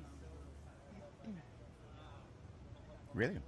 I'd describe And it as that. WorldSurfLeague.com? And WorldSurfLeague.com. All the places. But it's a beautiful Monday morning here. These waves are looking pretty fun. All right, so Katie Simmers, we saw her on a wave. Hard questions again, ladies, just because I don't want to lob you the easy ones. This is what it is. Like, this is real talk. This is real talk this morning. Katie Simmers coming in here. Yellow Leaders jersey. Is she going to leave Sunset Beach with the Yellow Leaders jersey? Ooh. First to you, Flick Palmentier. No. I don't know. Oh, it's so hard. I mean, she's just in Your Aussie's showing. No, I didn't say who. Did I say who? I knew that, right? Did I say who? No. Didn't say. I just think the level of surfing right now on the women's side is just going through the roof. Performance is going through the roof. They're all so hungry. And I feel like this is going to be a really tight battle between probably 5 women the whole year. I like that. And that's my point. I just don't think... I think it's going to be seesawing throughout each event. I don't think we're just going to have a clear runaway the whole Michael Jackson stees right there, one glove on. Same thing to you, AJ. Ooh. Will Katie leave Sunset with the same wardrobe in which she arrived at Sunset Beach with? Yeah, I think that there's a very, I'm not going to rule it out, but if you told me that I had to... You had to pick an answer. If I had to pick an answer, I do think, similar to what Flick said, I think there are so many strong female surfers this year that we've already seen so far who have leveled up that I think we're going to ping pong on the women's side. I think we're going to, and it's not going to be indicative of who ends up necessarily, like it's going to be the last one to win is going to end up in the yellow leader jersey for finals. Like I don't know that we're going to have a situation where someone leads the entire year again. So I could see us ping ponging in this event and having Katie make it to the quarters or whatever. But I think there's going to be a lot of ping ponging on the women's side. Yeah, that's my answer too. It's not that I don't think she can't do it. It's just Right. that I think the level is just so good. And I feel like, in the past we've definitely seen it's either been a Carissa show or a Tyler show or a Steph show running away the whole year. They've kind of just been having that yellow jersey. But this time around, I just feel like it's very, very equal. And I think, we're just going to be seesawing around all year. Does that count as a good answer? Those were pretty down the middle either. We did not answer that directly. We're that sitting question. on the fence over here, On people. the fence. One thing I can say about Katie Simmers is Katie has kidnapped my North Shore wild cat. His name's Mufasa. I saw it, Katie, on your Instagram the other day. And you've been feeding Mufasa, and Mufasa's been staying around your camp over there and not coming home to my camp. Yeah, it's okay. No problem. And maybe that could be the good luck cat. So Maybe. keep Mufasa the whole time. All right, we're going to do a heat change here. Yeah. We're So we're going going to to bring in Joey. Joe Chappelle and Raspberry. All right. Woo-hoo. Bye. Talk to you soon.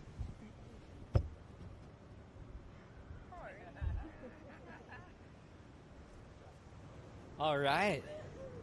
Okay, let's. Coming in now too? No? We're getting some comments in. Hi, everybody. This is Strider. His hair is usually perfect. What, it's not? No, I mean I like it. I'm having a Cameron Diaz moment right now. Where do you get? Remember that movie? Where do you get your haircut? You flew home for a haircut 2 days ago. Nobody knows about that. Look at all the guys in the water. They're just out there enjoying it. I see our Cal paddling around, Katie Simmers. Oh, Okay. man, this is fun. How's our lighting with the umbrella? 'Cause you look really good. You want to move the umbrella over? Or are you worried about your hair, Joe? Oh, no, I just wanted to make sure everyone was stoked. You know what? Everyone on Instagram Live, you can also check out the YouTube channel, World Surf League. Just passed 1 million subscribers. Whoa. Yeah, big That's deal. big. That's how you love it. How'd you sleep last Losing night, paper. Waz? I slept like a rock. What do we have here? A lot of work yesterday in the water. Gosh, man, that was a lot of work. Did you see me get cleaned up a couple times? Gosh, a couple times I was worried about you. But then I remember what you did in the Eddy in 2016, hanging on to the back of the sled, upside down. Abe Lerner driving, right? Yeah, the master. It was one of the craziest moments in like sports reporting history, don't you think? Definitely. Yeah. I don't know if there's ever been a sportscaster upside down in the air 30 feet over a 60-foot wave, landing on his head back on a jet ski and knocked out in the lineup. Oh my gosh. That happened. That happened. 2016 Eddy event, that was the one that John won. As we've got some great props for your steaks. I think people follow you on Instagram, see I when love you my light the steaks, fire. yeah, And definitely. did you cook last night? No, I passed out. This is a straight pass out moment. What part of the atmosphere is Strider right now? You're just on cloud 9. I'm always on the Lithosphere. clouds. Yeah. Any day you can wake up and go vertical, we're good. And that means getting out of bed. Pretty fun session going Wow, down. look at these waves. President's Day today. Yeah, Big happy holiday President's here Day. in Hawaii. Our Cal. Gosh, love this guy. He's my best friend on tour that never calls me. Isn't he He great? doesn't call you? Well, I mean, I think he's just busy being a pro surfer and ripping and being awesome. Yeah. Everyone wants to be his friend. That's kind of where I was going with that. He's just a great dude. Did you make anything last night, Joe? Fish tacos. Oh, wow. Beer battered? No, I just put them on the grill. Oh. Salt and pepper, pretty light seasoning, and a little bit of cherry wood, kind of lightly smoking. And then, made some tacos. It's great. I wish you would have come by. I didn't get the invite, Joe. Wow. Did you hear that? Yeah. What's that? I didn't get the invite. Oh no, I figured you've had so many plans and you're really popular. And you're staying at the executive house. Oh, wow. I miss you. Gosh, So- Johnny's doing an incredible job. We're going steep and deep right now. One camera, couple of mics. Johnny's probably one of the most well-loved guys on tour. Our cameraman right now, Yeah. giving you this vision this morning. Everyone's got time for Johnny. Always has the aloha late spirit drop. for everybody. Wow, that was late. You know what's awesome about a day like today is that everybody can go out and surf together. Katie Simmers is out there. She's warming up. Wow, remember your interview with her in the water at Pipeline? Iconic. That went viral. That was one of the best moments in surfing history. I think I reposted it as well, along with another million people. I feel like it's just really fun to have the candid side of surfing really exposed, because the feeling and the energy that you get out of there and when you're in the water and in that moment. And you know what? My hat's off to the ladies that day. The women took it to the next level at Pipeline. Oh, that's all you can think about is what they accomplished that day. Definitely one of the most important days in surfing history. We're still buzzing off that. Katie again? Yeah, Nice. Katie's picking up the inside corner. I mean, she's looking super comfortable out there, really loose and easy. Have you ever met Chris Borst before, her shaper? I have, yeah. Is he cool? Seems like a pretty cool dude. I've only been on text messages with him, but No, he's always around. Really, I've never Yeah. met him. Yeah, Used to be a pro skateboarder, right? that's what Kaipo said. Yeah. I think he was like shaping under the Rusty label for years. And then busted out his own. Yeah. There's a lot of those type of shapers that shape for another label. And then one day they decide to branch off and kind of build their own program. Think of how many great ghost shapers that are out there that you don't even know their name. Yeah, the Lost Factory's full of them. There's a lot, huh? Oh, man, it's pretty heavy, actually. Noah Budrow's in there. Oh, scraping the no corners. way. Yeah, I mean, Wow. there's all kinds of guys in there. There's just unbelievable. Bulkley's in there making boards. One of the best shapers in the world. Strider, what's the biggest Rick wave you Rock. think you've ever ridden? Oh, we got messages. Yeah, we got messages. I rode big wave if outer reefs down there. Himalayas. Probably 50-foot face. Oh my gosh. Paddled into it. Didn't have flotation back in those days. Goodness gracious. But we did it. I was out there with Kirk Bierke and Jeff Wow. Donner and Everyone's heard of Captain Russell Jack. these days, yeah. yeah, Russell's dad. Still making boards, still shaping. Pretty epic. Okay, more questions. Remember, you guys can jump on the YouTube live stream as well. I'm just going to get everyone involved here. We've got Stefan saying Katie Simmers, world champ and Olympic gold for 2024. Ooh. Katie Simmers. Wow. Like that call.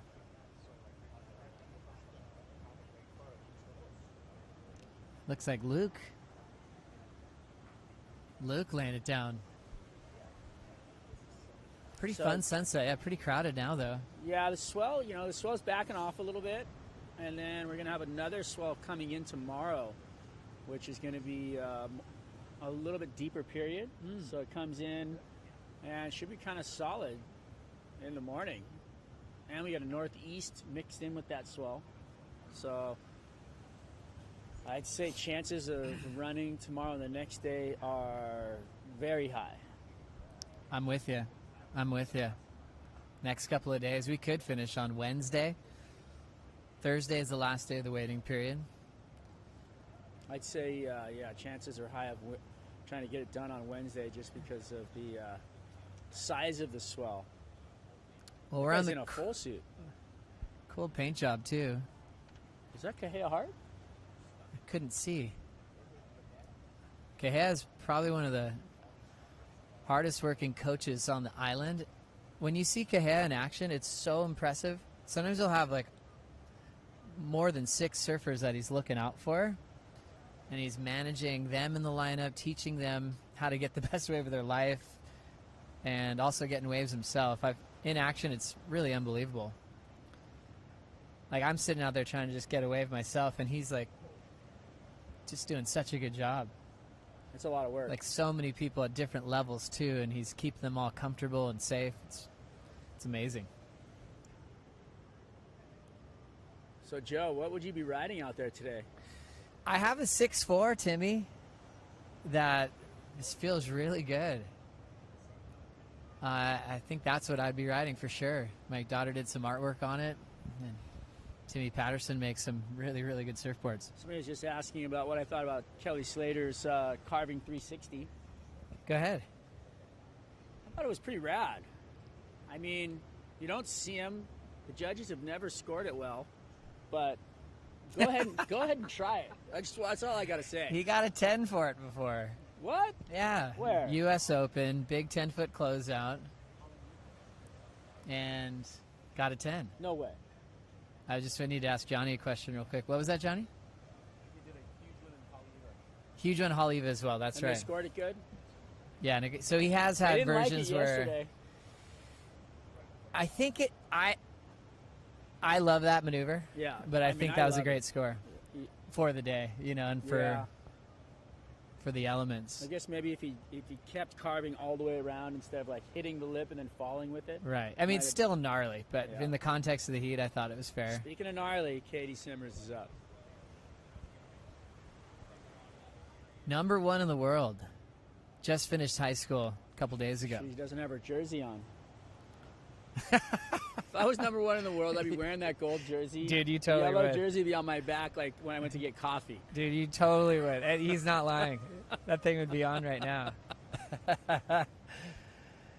What are the chances Leo Fioravanti makes the final 5? What are the chances? I'm thinking 100%. I said that at Pipeline. Wow, you I just said it went at 100% Sunset. for the final 5. Well, I've got for to the stick to Italian what I've been stallion. saying. That is an awesome call. For all of his growth that he's had on tour, on and off, his That's focus is amazing. You know what? Yesterday I ran into Leo and Adriano de Souza, his coach. They had actually just gone up to the judges' tower just to discuss the heat that he had with Jacob Wilcox.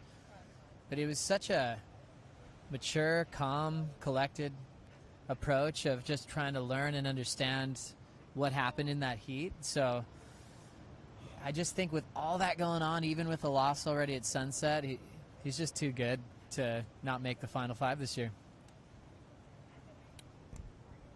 That's a big call. I like it. Final 5 on the men's side is going to be a big roll of the dice. I feel like, to my surprise, somebody like Gabriel Medina having 2 early losses in Hawaii just doesn't make any sense to me. He has had these slow starts yeah. to the season, but yeah, this was definitely one of the slowest, I'd say.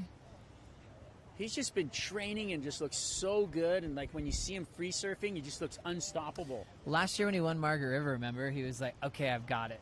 Last year he was getting 9th, which was a slow start for him. This year it's 17th, but I was like pissed. he's still there. I'm like pissed, like bummed to see him.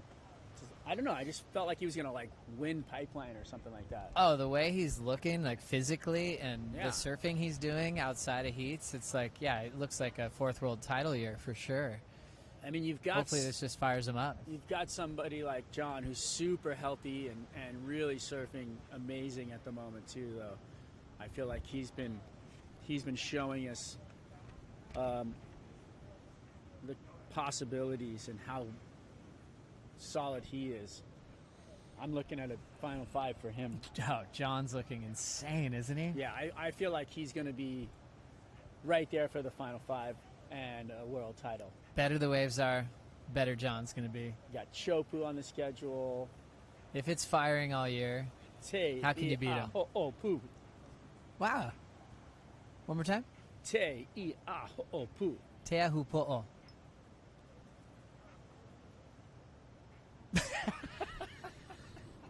It's not that easy to say. No, if you Well, you're we've been supposed to pronounce trained every for letter, right? like 3 decades. The For chokes. pronunciation was always, and I could keep it there. it's cool to practice and try to learn to say it the appropriate way. But there's something about a surf spot. Maybe the surf spot is Chopes, and then the area is Te Ahupo.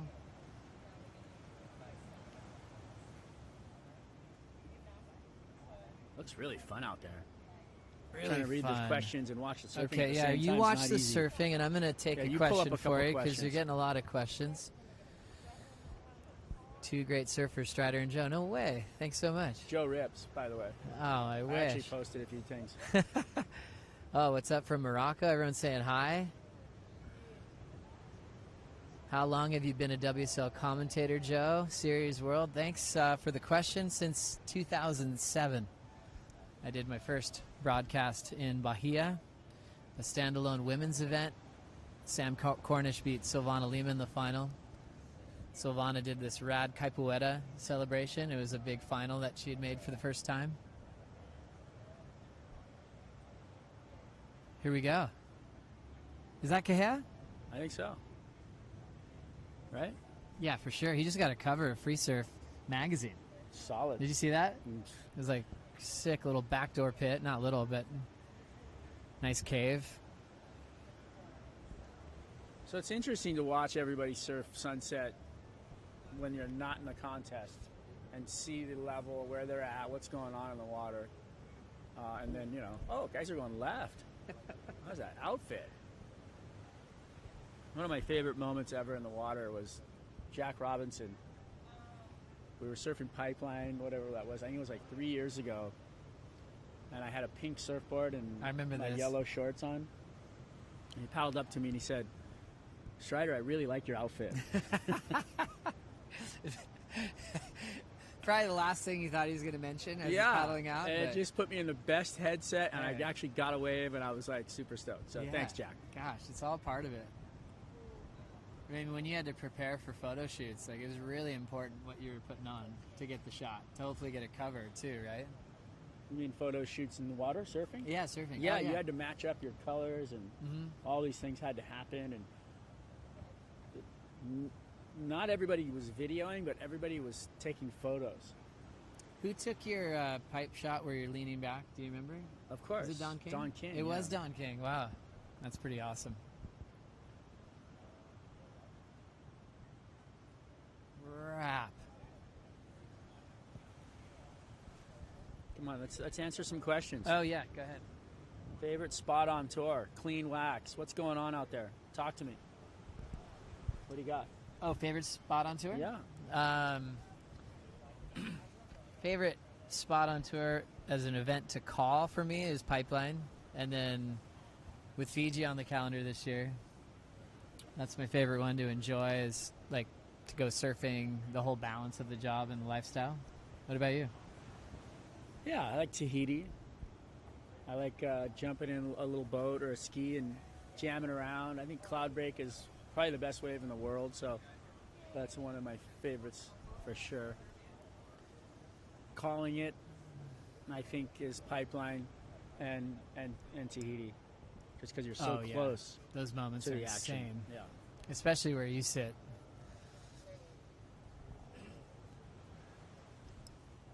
So, yeah, we've got the YouTube live going. You can check out World Surf League's YouTube channel if you guys are on the Instagram live.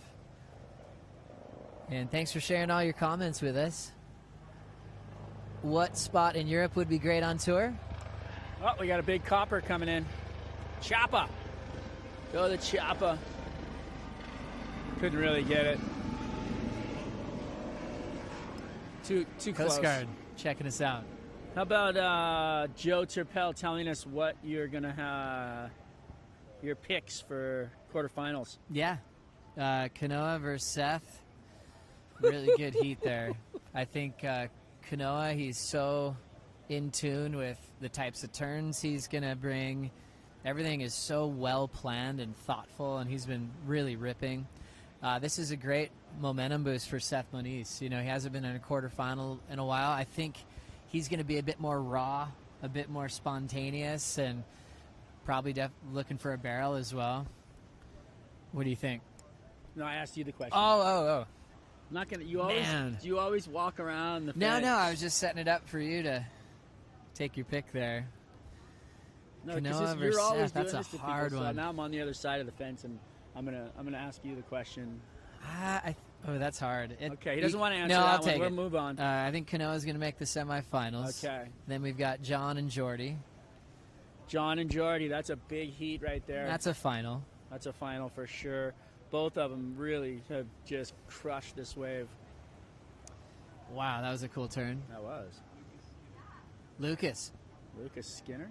That was Ben sick. Skinner's son. Good Wow. snap. Big Ben, you see him on the longboard tour from the UK. New Red Bull athlete. Wow, Lucas is on fire. That kid's rad. He won Grom Search last year. It's awesome. Stoked he's over here. Ripping. So I think, let's go Kanoa, John, semi-1. Ooh, Liam Arcal. Liam's just been Wait, who really won? Who neat. won Heat 2? John. John. Okay. Yeah. And then Liam, Heat 3. Ryan.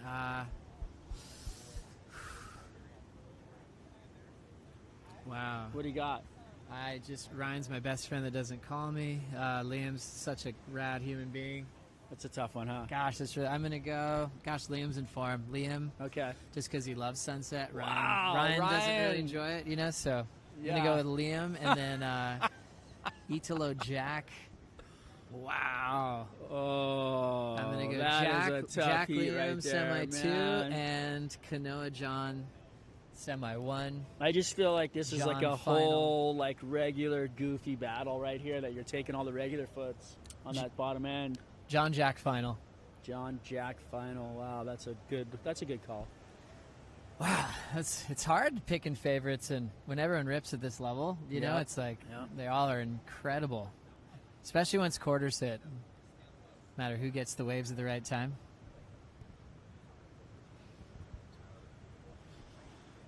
Steve Shooter says hi.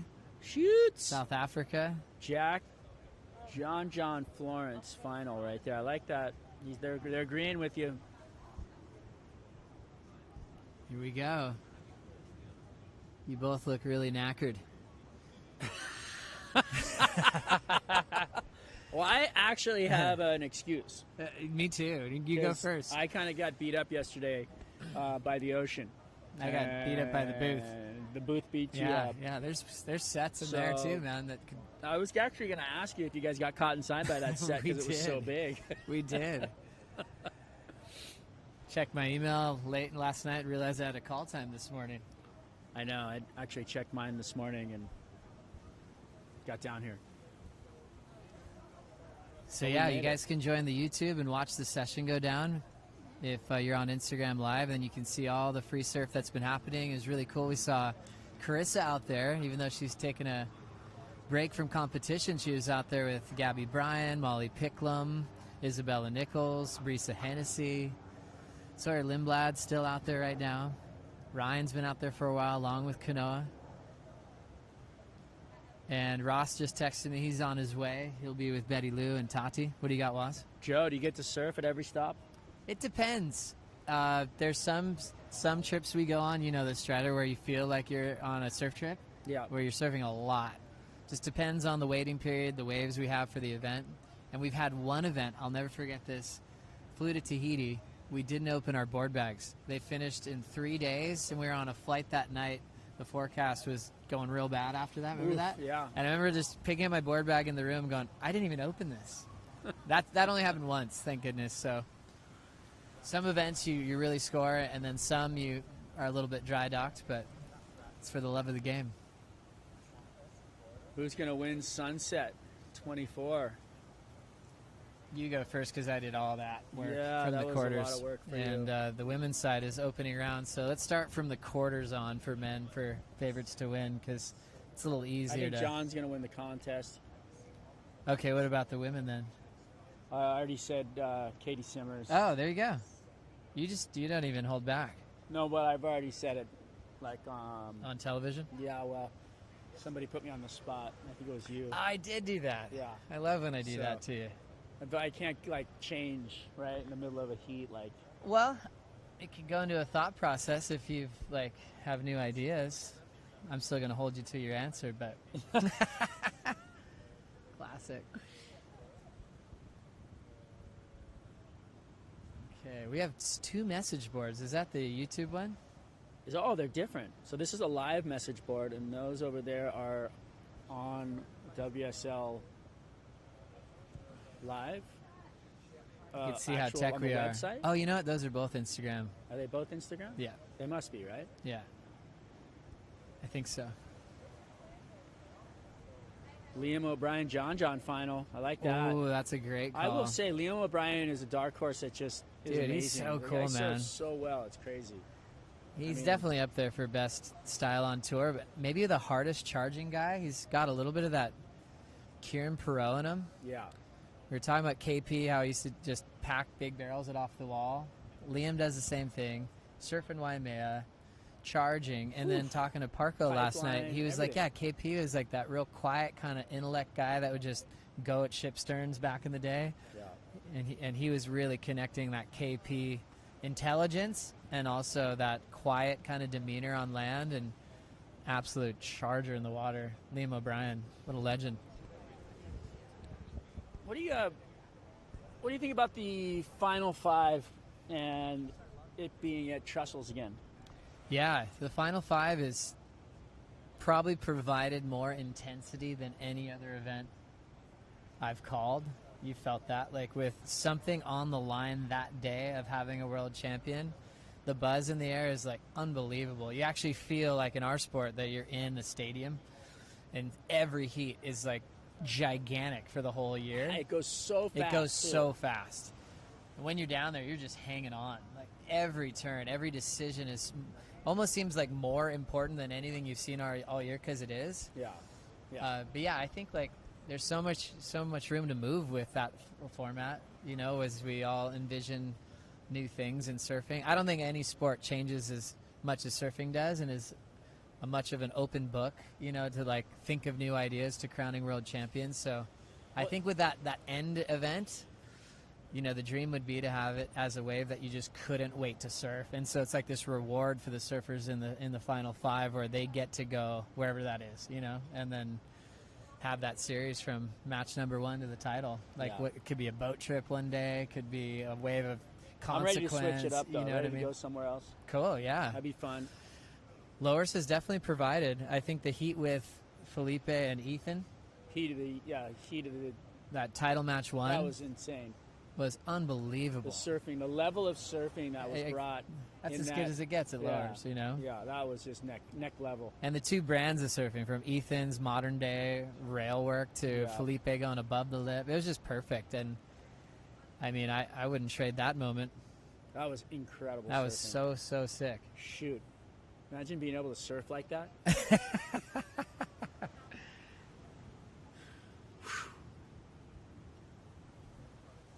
Katie up again. She's out there. She's putting in some time, which I saw Tom. Oh, are you kidding? How's that slice? That was sick. Tommy's over there filming that, and he just like looked over, just Hampo, who's filming as well, and just went, dude, that was ridiculous. Katie Simmer's filmer there, Scotty Hammonds. There's some cool guys coming out of that San Diego region on tour. Have you seen Gabe Garcia around? That guy was a threat competing. SD. Gabe Garcia had so many good battles growing up. I'd love to see a little surf off with him and Brent Riley. Remember him, the goofy footer? Yep. This guy's rad. While you're pulling it out. I just got off on a tangent there. What do you think about the time of the cut line on tour? Like, so, for instance, we've got a cut line that's going from basically February, March, and April. 3 months. Surfers are surfing on tour from Hawaii to Portugal to Australia. Uh-huh. And then after the cut line, you've got all the way till September. Right. So that's a longer period of time. Oh, like just Do you on know a what calendar? I mean? Yeah, calendar. Not event-wise. Not but event-wise, but actually, that doesn't bother me. Doesn't bother you. No. I like rapid-fire events. Yeah. Like right now, it's pretty squished. It's like in pretty between radical, events. yeah. I'm stoked. I don't mind it at all. I think I like to see more surfing, and then think about how we finished Pipe. Like Pipe finished, we had a day. Yeah. And then Sunset was started the opening day of the waiting period. We weren't on that day, but it's just such a good connection to keep it flowing. Kind of just keeps you attached to it, right? The travel schedule can look intimidating when you check it out. How's Italo? Oh my goodness. He was on a 6:10 yesterday. I think it's going to help certain people like an Italo. Like, he doesn't like to rest. Sleep. He doesn't like rest. to take a break. No. So there'll be certain surfers that will really show how that's going to fit their lifestyle. Instead of taking a break, calming down, resetting, like, Italo is like go, go, go. So I think he'll be good. I think he was riding the biggest board out of anybody yesterday. That was awesome. You know, he's not the tallest guy on tour. Yeah. Like, why not? Jordy Smith was on a 6'9", and he's a big guy. We were talking about it earlier. People are more willing to ride bigger boards, I think, this year. I mean, It used to be a story. We'd show up with Potts, and he'd be like, why is everyone on these short boards? Because in his era, everyone rode bigger boards at Sunset and even at Pipe. So I think there's a trend of everyone going, no, we don't need that much. We can go shorter and shorter. Now it's actually opening it up for these guys to be on like a 6'8", you know, on a day they probably would have rode like a 6'2" a couple years ago. I like the way that Italo looked on that bigger board. Yeah. I mean, he was just smashing. He got really barreled on it too. God, that was gnarly. Yeah, it was an important wave too. He would have lost if he didn't get that tube. That was awesome. The way I look at the schedule on tour is you've got your regular season, then you're going into the playoffs, and then you got the finals. Oh, yeah? So it's a lot like other sports.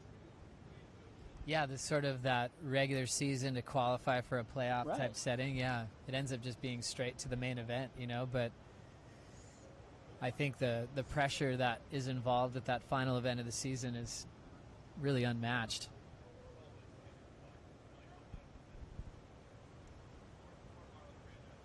Yep. How cool is this? Free surf, man.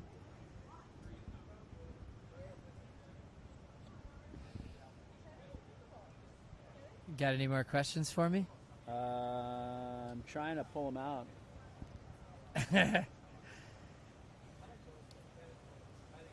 Who's got a question for Joe? Let's hear it. That was cool. Wow, the waves look fun. Really fun. You gonna go surf after this? I'm really excited to go surfing. Your favorite spot? Yeah.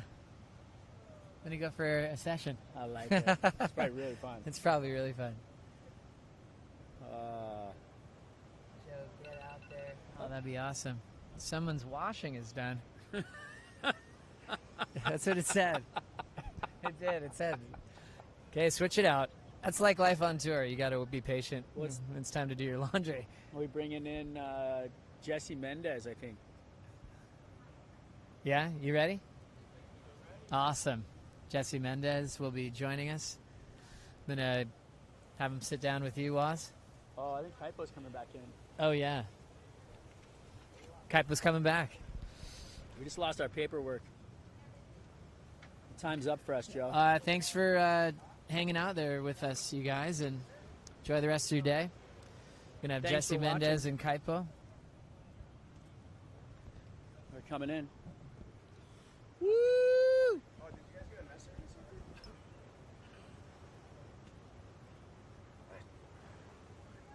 Hey, it's a hot mic. Thanks for joining us. It's the Raw Holiday Free Surf live here on the North Shore. Again, no competition today. Why? Because it is a U.S. holiday. It's President's Day. North Shore permits do not allow us to run competition on a U.S. holiday. And but we are bringing you this Raw free surf session. This is Jesse Mendez. What's up, everyone? Jesse, this is raw. This is raw like a freshly shucked oyster. That is awesome. We can actually have everyone surf in this lineup. And I just noticed that a friend of mine just caught a wave right there. Oh, that was a friend. Yeah. Nice. This is raw like sashimi. Who's that up and riding? I don't know. He's on a fish, though. Look out. Wow, that does look like he's flying for Sunset. It's so hard to ride a twin fin. And he looked very in control right there. I like that. I like the hoodie. It's a new look in surfing right now. It is. It's a new thing. After John started doing it, everyone started doing it. That's how all that guy surfs. Have you ever surfed in a hoodie? I've surfed in a hoodie with wetsuits, yeah. Yeah. A few times. Didn't you go somewhere really cold lately? Iceland. Recently? Iceland. Very icy. So the name's appropriate. Yeah, it's Look, this very guy's in a appropriate. full suit out here at Are Sunset. you kidding me? Is that Kahea?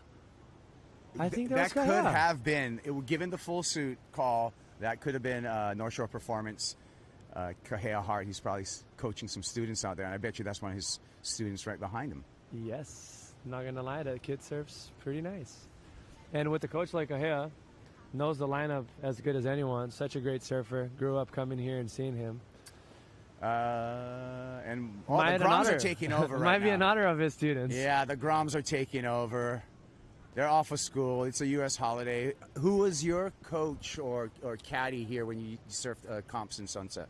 I actually went through a bunch because I probably surfed Sunset about, I would say 10 times in an event in a jersey. More actually, because sometimes I did the 1,000 here that we had, or the 3,000 in October.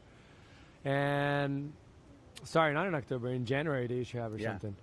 And I had my coach a few times, Paulo Kiji, and I had my brother a few times, Vitor Menges. I had William Cardozo a few times. I had Jake Patterson once, had Freddie P once, so the list goes on. So William, the panda, he probably had a hard time paddling out on your board, I feel like, Definitely. Come on, we got to be real about this. Like, he's a big boy, and I'm sure you ride much thinner boards than William. Definitely, and at that time as well, I was much smaller than I am right now, so my boards were even smaller, and he was already a big guy.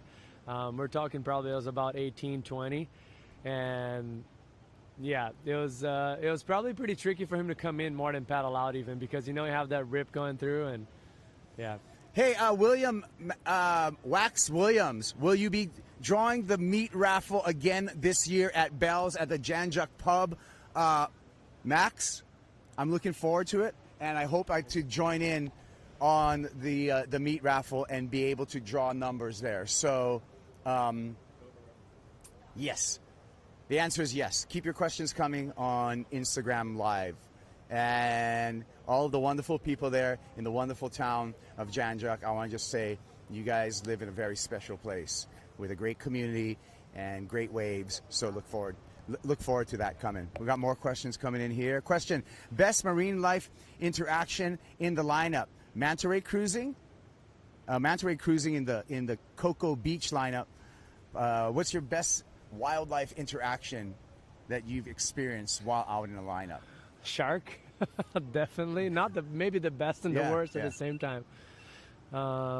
Checking message. Okay, we're checking. I don't know what that did. Yeah, mine's is we get them over here sometimes, and we get spinner dolphins. Have you ever seen spinner dolphins? There's these little dolphins, and they jump in the air and they spin around and they land back and they travel in like giant pods and stuff. It's pretty cool.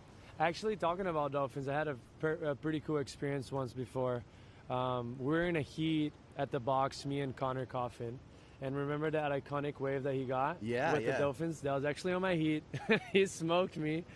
But it was very cool. Like, we were both in the lineup, and the set started to approach, and we see the dolphins coming on our right, and we're like, wait, is this just going to start to happen right now? And the dolphins are going to go in the wave, and the wave was proper, as you see. I mean, I'm sure everyone have seen that wave, and he ended up getting almost an 8-point ride. He took off, and the dolphins were going in between us as he was paddling. It was kind of crazy. It was pretty cool. And they're not small animals. They're definitely not small. They're pretty fast. And not to mention, we're at the box. It was already intense enough, and ride a barrel with a dolphin. That was pretty crazy. So looking at more of your messages here on Instagram Live. I want to get to all you guys. Thanks for... Yeah, it's a kit. No. Hey, check it out, you guys. It's you think it's a kiss cat, but it actually says Mahalo Riss for Carissa Moore, and thank you for a wonderful career, Carissa, and we love you. And so it is. It's a Riss hat in the Kiss font, of course. Kiss, what a band, huh? What a band! It's Paul Stanley, Gene Simmons, Ace Frehley, Peter Criss on drums. I know that's before your time. You're looking at me right now. Yeah. No, I know Kiss. Okay. I know Kiss. But you're talking about Riss. I actually just saw her in the parking lot right there. And I've been noticing that she's been with Gabby Bryant a lot. I wonder if there's some mentoring going on right there because they surfed together today. And Riss lives on the south side, if you don't know. That's about an hour and a half drive from here. Yeah. And she came here, surfed with her, and she's going back home. I asked her, what are you doing? Oh, I'm going to go back home. So I wonder if there's some mentoring going on right there with Gabby Bryant because I see them be hanging out a lot lately. Well, that would make sense. That would definitely make sense to me. They're both, on the Hurley program. Gabby, one of the original kind of, I think she was on the Sea Stars when Carissa had that program, mentoring junior girl surfers here in Hawaii. So yeah, great observation. Insight. That's what we're looking for. Some insight thoughts. How many of your surfers on your fantasy team made it to the quarterfinals? That's a question right now. From T. Sauls. I have Jack. I gotta look into it, but I have Jack. I think I have Italo as well, and they're in the same heats, which is a bummer for me. I'm actually this year. I'm the Steph Gilmore of Surf Fantasy. I'm taking a year off. Oh, okay. And I'm going to be back next year. Okay. Hey, whoa! Who's that? You know who that is? We are seeing just the lineup right now, and a lot of people out, surprisingly. I think today is one of those days on the North Shore that there's not that many options. Right. To surf, it's kind of that size. Still a little bit big. A little bit big. So, yeah, some places are going to be a little too big. So, a lot of people surfing out here. And maybe they knew that it was going to be live broadcasted, so they all paddled out. That's cool. We want to encourage this. So, maybe, maybe we're going to do more of this stuff in the future. Bring you some raw, uncut, live free surf, kind of podcast-ish kind of stuff where we answer questions. And I got kind of like some topics to go over. Whoa, why is that doing that? I'm not sure. Technology. Get a lot of Brazil flags. I always notice in comments you got a lot of Brazil flags. You want to give any shouts out to Brazil? Of course. Pô, a galera que tá todo mundo que tá assistindo aí, sei que tá todo mundo torcendo pro Ítalo. Eu vi um monte de comentário aqui da galera torcendo pro Ítalo. E tem altas ondas hoje. O sol tá bem mais limpo que ontem, as condições estão melhores. E para os próximos dias, na verdade, vai limpar cada vez mais. Tem um sol de norte e nordeste que tá, nos últimos dias estava incomodando um pouco. E agora, cada vez mais, ele está se dissipando. E o sol de noroeste, que é o ideal para cá, para Sunset, está melhorando. Então, acho que vai ter boas ondas nos próximos dias. E é isso. Yee! Oh, we got GOAT question coming in here on Instagram Live. D. Wonton, will the GOAT, Jesse, these are tough questions. Will the GOAT make the cut? Will the GOAT make the cut? Ho, ho, ho. Hey, that's a tricky one. He didn't have the best start. I feel like there is a few ways that plays in his favor. Like if we have good paniche. Yes. Tube riding also, like on a beach break, he's the magic of finding good tubes in waves that are tricky. So that's a good point for him. I hope we have some good waves so he has opportunities. Usually the problem with Kelly lately, like he's been kind of in weird conditions at his heats, and that kind of is a downfall for him. If the waves are consistent, he can really pull it off, and mostly if it's barreling. So hopefully some deep the box for him. That would be very nice. I think he'll be stoked. Looking forward to Margaret River. And yeah, I think he'll probably make the cut. If you think about it, you basically last 2 years you needed 2 9s and a couple of 9s and a couple of 17s. That's how it was the cut the last 2 years. So he's definitely more than capable of doing that. What do you think, Kaips? I agree with everything that you said. And another thing is we see Katie Simmers right here carving around. Another thing that Kelly's been really transparent on is just the way his body feels. You know, he had work on his labrum, he had work on his hip, and I think a lot of that depends upon how Kelly's body is feeling in the next 3 events, really, you know. So, I mean, it's no joke. The guy's been surfing at the highest level for over 30 years now, and he's surfing that now in a 52-year-old body. It's just kind of real talk there. Yeah, and besides this wave here at Sunset, all the other waves, if you look at the stats, like he's as good as anyone. And everyone, the guys that are the best have been doing for about 10 years, which is John, Gabriel, Jordy a little over that, Italo a little less than that. But they're all in the range of 10 years, and he has the same stats or even better in a period of 30 years. So that's crazy for me to think. Like, it's hard enough for you to be consistent throughout 5 years, and he's been doing for 30. It's just out of this world. Yeah. All right. More questions coming in, and I got a question for you, because I want to give you like a Brazilian related question. Italo Ferreira, is he back in the final 5 at the end of the season? I don't have him in the back of the final 5. It's very competitive right now. That being said, Felipe going out. That's what. Yeah. That's a good door opening for him. But I actually added Iago to my list after Felipe went out. So I think my list consists in Gabe, John. Previously it was Felipe, John, Gabriel, Ethan, and I think Jack.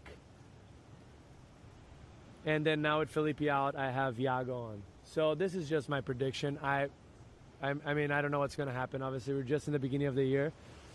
But I feel like those guys were the most informed guys last year. And Iago has been on a climbing the mountain. We see Kahea again pulling in. But just Iago has been climbing the mountain, and he's surfing so well, so consistent, and he's good at everything nowadays. So I think he's the next guy to actually break through that door. Okay. What do you guys think about Jake Marshall? Is it a surprise to see Jake here in the... Oh, I don't think he made the quarters, did he? He didn't, but he smashed all day. Yeah.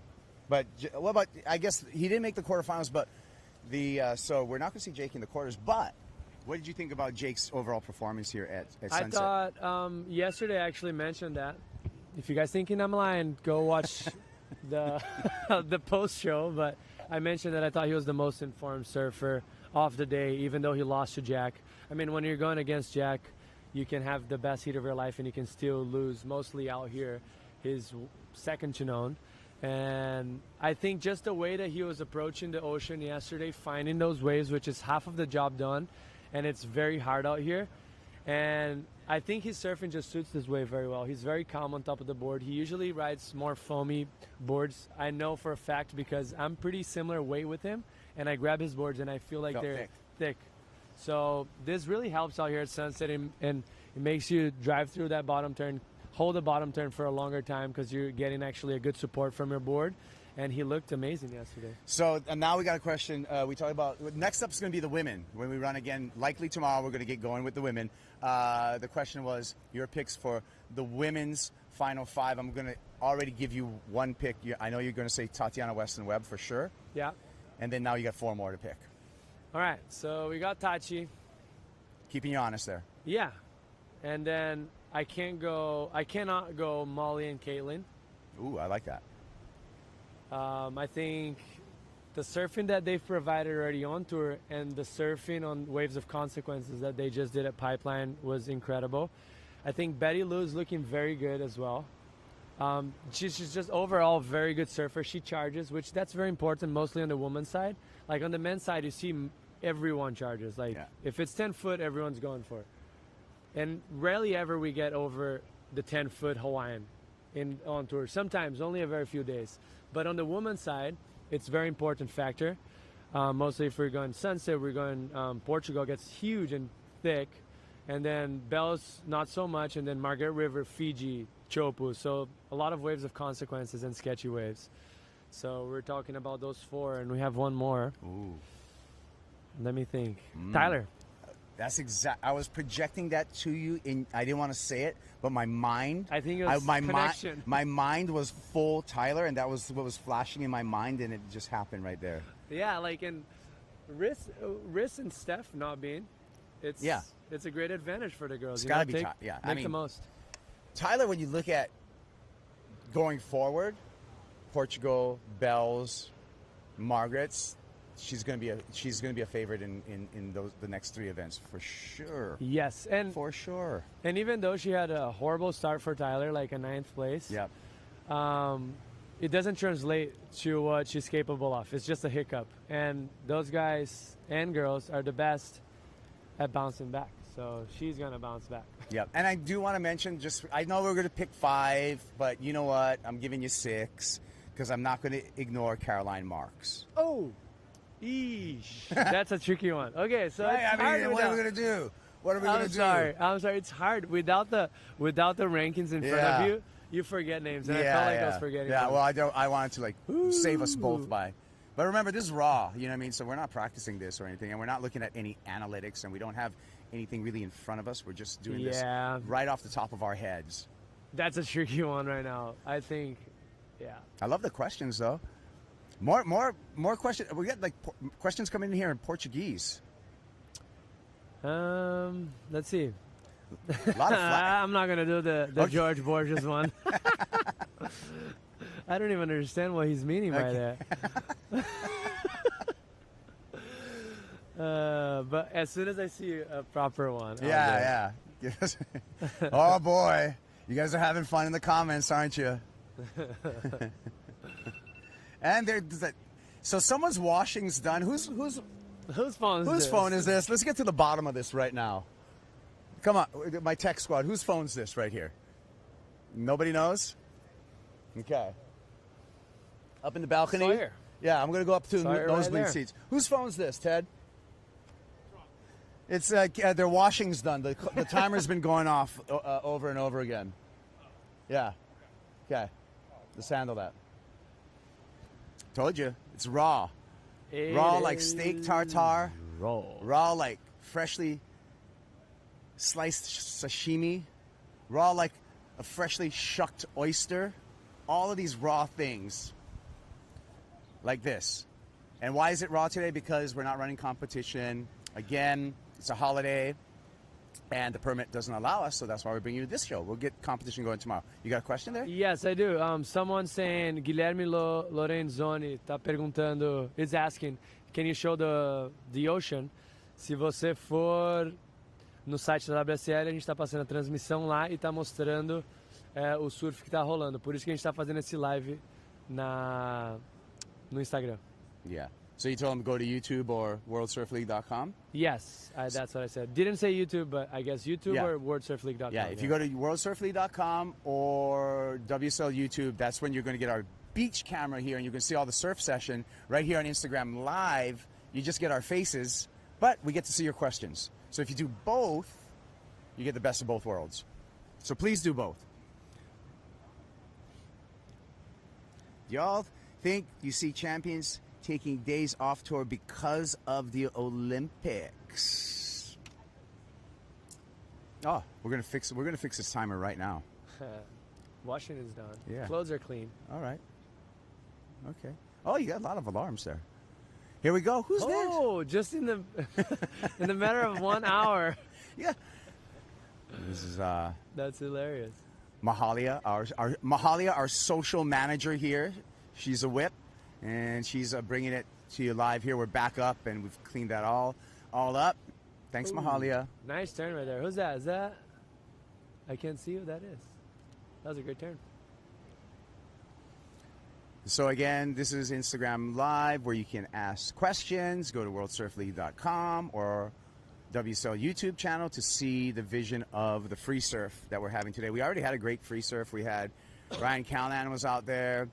Kanoe Garashi was out there, Molly Picklum, Gabby Bryan was out there, Carissa Moore, Joanne DeFay, Tatiana Weston Webb. I have a question in Italian right here. Oh, can you read Italian? Zarek, yes. Wow. I didn't know that. Jesse, pensi che Leo arriva ai final 5 quest'anno? If he's going to be the top 5 this year. Who? Leo. Oh. I think he's looking very good. The last few years, definitely gaining momentum. Surfing has looking better than ever. I think there's still a little bit more for him to improve in order to be in the top 5. And sometimes it's not even surfing. It's just the fact of heat strategy or how to beat the big names, and that's what it needs. It takes for you to get to the top 5. So I don't have him as my pick at top 5, but he's right there in the list of one of them. He's just very consistent all around in every condition. Amazing surfer overall. So yeah, I hope I'd answered and you speak English, because I would not be able to answer that in Italian. So you can read Italian. I can speak a little bit. But you only can speak a little bit. A little bit, yeah. Definitely what I said I could not speak, but I understood what he asked me. Wow. Gosh, you guys, everyone speaks like 3 languages on the commentary team, and I only speak Pidgin and English, and I barely speak English. Well, that's the language that I most wanted to learn is Pidgin, and I cannot say it. So maybe bust it down for us. Yeah, one day we're going to do the entire show in Pidgin. Explain what Pidgin is. So Pidgin is a Creole language here in the islands that is a local dialect, in that it's a mix of English, there's Portuguese words in it, there's Chinese words in it, there's Japanese words in it, there's slang words that we just like invent that aren't even words, that like tantaran. What is the tantaran? Tantaran. Well, that's when you're like acting macho, like, hey, tantaran, because it's like it goes back to like tantaran. I don't know where all this stuff comes from, but yeah, it's a full language here. It's the language that I most wanted to learn, but I can't get it dialed. It's a very hard accent. It's funny because sometimes over here, when you Sawyer. Oh, Sawyer, Sawyer? No, it's not Sawyer. But sometimes I think maybe you get it when you see some of the brothers over here that work security and stuff, and when they're speaking with a really thick Pidgin, it's hard to understand, right? Totally. Like it's a whole nother idea. Like if you're not from America and English is not your first language, and you come here, you're gonna have a lot of trouble. Well, speaking to that, how brilliant are you? You commentate with us in your second language. Is there any, like, how do you even get into that mindset when you come in here and speak all day in English? I don't know what's the mindset, but I'm sure I mess up a lot of things. Oh, you're awesome. That's why you're on the job, dude. But I think it's just when if I'm talking surfing, it's just very common because I talk my whole life. So those words come out pretty naturally. It's not so much of trouble. Sometimes I get lost and I'm like, oh, how do I say that word while I'm talking? And it gets a bit tricky. But overall, like I can walk my way through. Okay. But I would just imagine it'd be so difficult because, English is my first language, and sometimes it is completely difficult. Lose words. Where we're going, I don't know. It's very difficult. I guess you just got to react to every situation that comes in front of you, and you got to be quick. Here's a question. IA Surfboards, how are the conditions for tomorrow? Will the event happening? And I'm going to tell you, you heard it here first, yes. I'm going yes as well. And what do we expect conditions-wise, Jesse? I think we're going to see something similar to today, maybe even a little cleaner because the northeast swell is going to dissipate. And I think we're going to have great conditions, like very similar to today, just maybe a little cleaner. That's my prediction, which I'm wrong all the time, but. No, I think we'll get the women's opening round underway tomorrow morning. And we're looking good Tuesday and Wednesday with longer period swell, probably better wind. So it should be a great finish to stop number 2 on the CT. We got Surf the Great Lakes. Let's go. Someone's saying. Ready. I'm so ready. I was going to say, if you know when actually that wave's going to break or the waves you guys have there, let's jump in. Let's go. I'm totally into it. I want a 5-4, whatever. A 7-8, whatever. Hoodie. I want to surf with ice in the lineup. I'm into it. You know what's the good thing about that?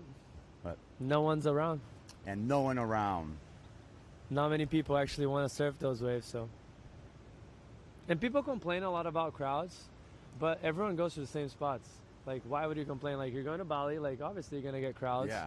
You're coming to Hawaii, you're going to get crowds. Yeah. But if you go to freezing cold places, you're going to surf by yourself. The future of surf exploration is frigid.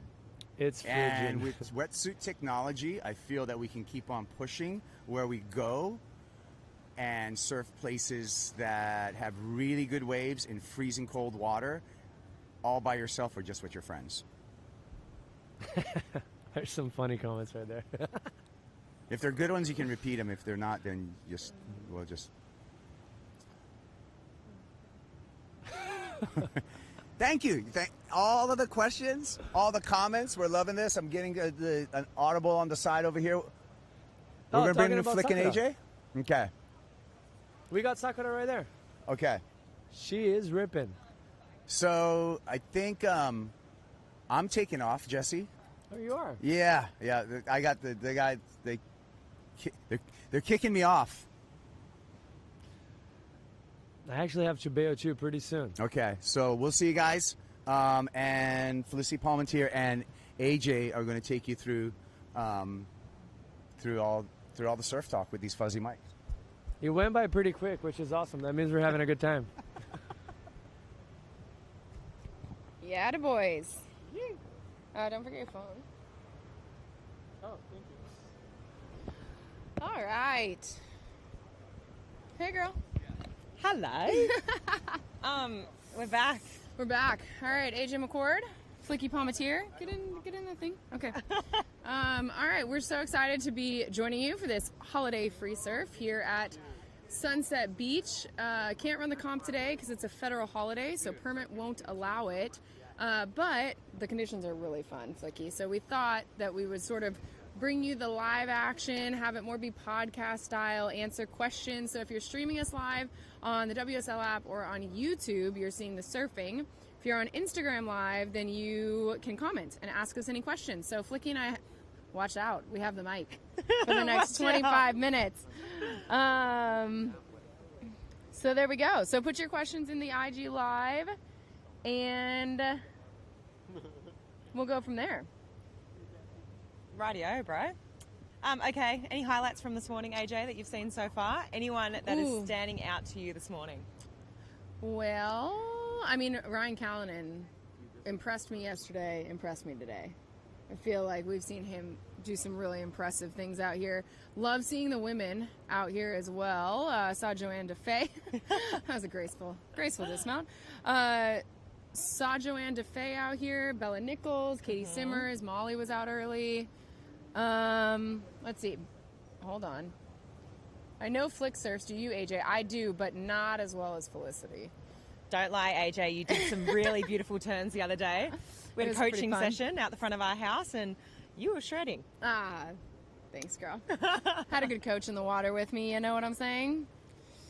Would you ever come surf Lake Michigan? You know, I'll be honest with you. I've seen videos of people surfing Lake Michigan my whole life, and I think I would do it once for the novelty of it, but I don't love cold water. So, but in San Diego, I mean, I've grown up in cold water. Can you enlighten me about Lake Michigan? Oh, yeah. Okay. Oh, yeah, I will. Okay, so Thank Lake you. Michigan, sometimes when it gets really stormy, the lake actually has, like, surfable waves, and people are out there in, like, you know, really heavy hoodies, booties, thick wetsuits, surfing the lake. But it doesn't happen very often, so it's kind of it's very much a novelty wave. That'd be pretty fun, I think, actually. All about those little fun novelty waves. I want to go surf the river wave in Germany. Ooh, okay. Yeah, that seems fun. You know what you should do is come, we should get you to Arizona to surf the surf park that's going to open there. There's going to be a surf park there. There's a cliff diving section just for you. Just for you. Surf big waves, but I am terrified of heights, like really having a phobia of it. But I've gotten her to jump off a cliff already in our 1-year friendship in El Salvador. Did some really fun cliff diving. I was very proud of the way you conquered your fears. Yeah, it's a really big fear, guys. It doesn't really correlate with big wave surfing. I know dropping down the face of big waves, but yeah, I'm just terrified of jumping off things or jumping out of planes and don't really want a bar of it. Okay, well, here's the question for Flicky. Hardest part of your Survivor Australia experience? Oh my God, we're going Survivor. Probably the sleep we are. deprivation, the starvation, the constant Sounds paranoia. really fun. No, in all honesty, it was like the most fun I've ever had. But I think the hunger part really got to me because I absolutely love food, as we know. And I'm a pig girl at heart. I just love it. And you're literally surviving off about 500 calories a day. So it's hard. And then trying to make decisions and hopefully the right one, you know? That's fair. Yes. Biggest wave I've surfed, taken off on ones I probably shouldn't have at 8-foot faces. I don't remember that ending super well for me, but did it. Someone's asking, who do you guys have in your fantasy left? I've still got John in my fantasy left. Obviously, he was going to be a number 1 pick for out here, so he's still alive and cracking. And what else do I have? I need to have a look at my cellular communications device. I need to update my women's one because hopefully women are going to get started here on Tuesday. The men. Oh, here's Tachi.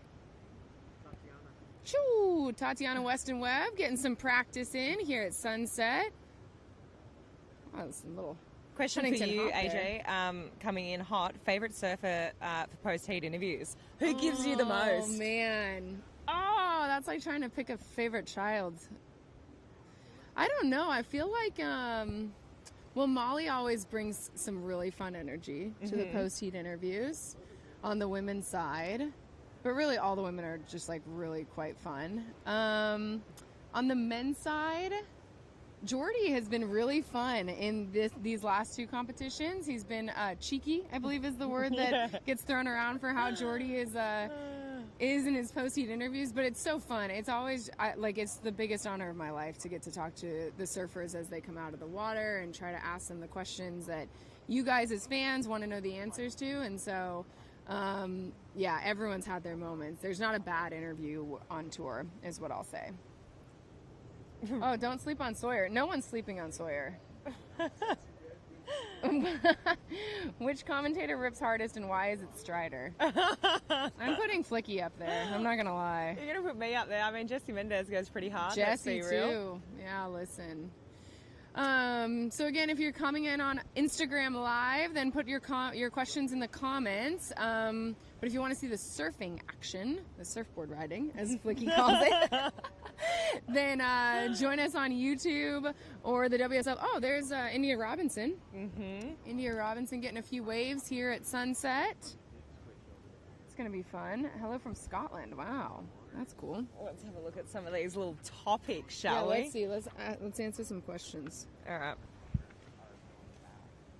Wait a minute. This isn't the right page. This is the wrong paper. Where are we? We are going to... we're at Sunset. Oh, how much are you guys going to miss Riss? Oh, a lot. This is my Riss hat.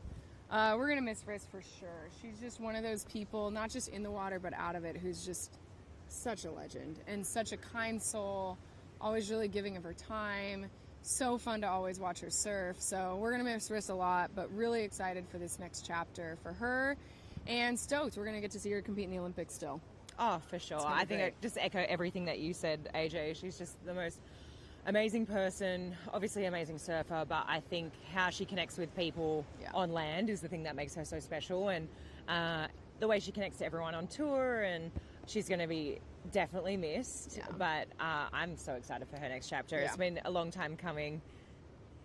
Yeah. Someone wanted to ask the best swell direction for Sunset? Yeah, for Sunset. For really big sunset. We want that northwest swell. Bigger period. I love a bigger period out here. Do you think Katie Simmers could win back-to-back? I definitely think it's possible. I will say that I think Flick and I think the same way. The women's surfing on tour this year is just so competitive that I think that yellow leader jersey is going to pop around quite a bit because it's kind of like the saying if you watch the NFL in America, it's like on any given Sunday. So in any given contest, I think we could see another woman rise to the top. Ooh, women's final 5. Make your picks. Okay, that's a lot fun. Of pressure. Okay, you got it. I don't know. Felicity is ready for it. I'm ready for it. Let's get a bit controversial. Okay, I actually wrote some thoughts down earlier in the year. Well done. Let's go have a little look, shall we? We love a prepared queen. Yeah, we are a prepared. Prepared. We've been speaking too much the last 2 days. Boa tarde from Brazil. Okay. Sorry, Noah, it's hard to keep track of the comments. We have like the screen here so you guys can see us, but then we can actually read it on this screen. So we're working on it. It's our first time. greetings from Germany. How are the conditions? Conditions are good.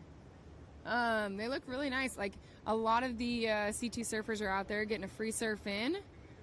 Women getting ready to start their competition, hopefully tomorrow.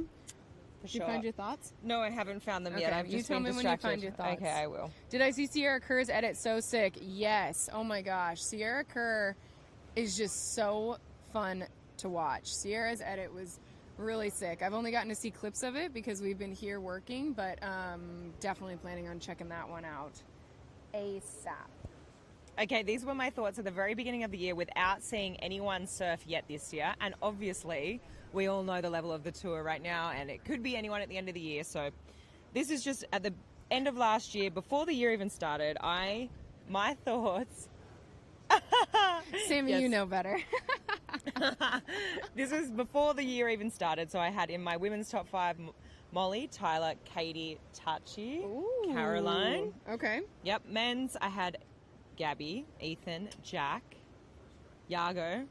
Felipe was in there, but obviously he's taking this year off. So, I mean, that opens up the door for maybe John. Yeah. Let's just throw John in there. Listen, Obviously, he's on a tear and on his way to maybe taking that yellow jersey after sunset. And he was one of the ones that, when we talk about post-heat interviews, the energy that he's bringing to them this year just feels looser and more confident. Like, he seems like he's in a really good spot, both professionally, personally, everything. And he has been so fun to watch through the first 2 events. He is absolutely someone that has to be considered for that final 5. Oh, without a shadow of a doubt. He looks like he's just coming into this year with like a full new sort of mindset. He's reinvigorated. He seems injury-free, which is awesome. Obviously, the last couple of years he had a few niggling injuries, and it's just exciting to see him back and at his best, at his full potential. Yeah. It's really fun. Can we get a commentary team heat? That would be fun. We should do that. Noah, I also agree that Lakey's underrated. She's somebody that I talked to ahead of the season as well. And she's another one of the women who's just coming in reinvigorated. And, like, the reality is that women's side of the draw is wide open. And I could see anybody from the younger generation of Katie and Molly just absolutely having their moment. But I also would not count out Lakey Peterson. I would not count out Tyler. I would not count out Tachi. Like, I would not count out some of the women who've been on tour for a little bit longer, because there's been a lot of waiting for this moment. Oh, for sure. And it's sort of open. Yeah, I think this year, when you look at the women's side of the tour, I just think that yellow jersey is just going to be thrown around everywhere. I was speaking about it earlier when we were both in here with Kaips, and yeah, I just think that there isn't just going to be someone that's going to clearly run away with it. Yeah, Betty Lou Sakura Johnson also has to be considered. Oh yeah, why don't we just talk about that heat that they had? The semi-final between Betty and Molly at Pipe was one for the history books. That honestly brought tears to my eyes. Even calling that, I feel like that had been a long, long time coming, and there were a lot of women before those 2 ladies that obviously, made that possible and sort of, paved the way. But I just couldn't believe it. Those girls were just going blow for blow, and I just feel like they were empowering each other to just go harder and go bigger, and just watching those 2 waves that they got back to back, Molly, I think it was Molly's 10 and then Betty's 9-point ride. That was just super inspiring, and I'm already excited for Pipe next year, or even Tahiti. It's that another barreling wave on tour. And cloudy. Fiji. Yeah. That moment in the semifinals, it was like, that was kind of one of those. I feel like for a long time, right, you talk about the Rochelle Ballards, the Megan Abubos, the Kiala Kennelys, like, these women have been just punching the glass ceiling in women's surfing, and that was the moment. Oh, sorry. Is that Tachi? Yeah, Tachi is very active out there this morning. Tachi's ready. But I feel like that finals day at Pipe was like the moment the ceiling shattered. Like, everyone had been putting cracks in it for years, and then that was the day it came crumbling down. Yeah, couldn't agree with you more. Is that Betty? It looks like we got Betty up and right. She just heard us talking about her. She decided to catch a wave. Oh.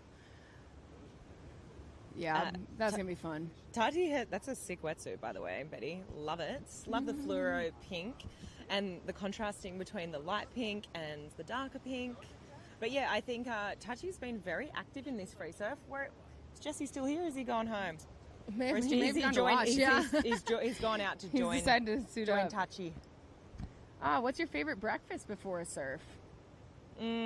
Well, I'm on the Bulletproof Coffee program. So I wake up, I have that, and been loving that at the moment. And maybe just a banana. I don't really like to surf on a full stomach. I feel like I don't either. it's just a bit too much in the system. And then once I've had a surf, I'll come in and then I'll have like a really big breakfast. And we're talking like eggs, we're talking bacon, we're talking avocado. I was going to say, mushrooms, I know exactly what tomato. your breakfast is. We've had it quite a bit. Eggs on toast. Eggs on toast. Exactly. It's been quite a good time.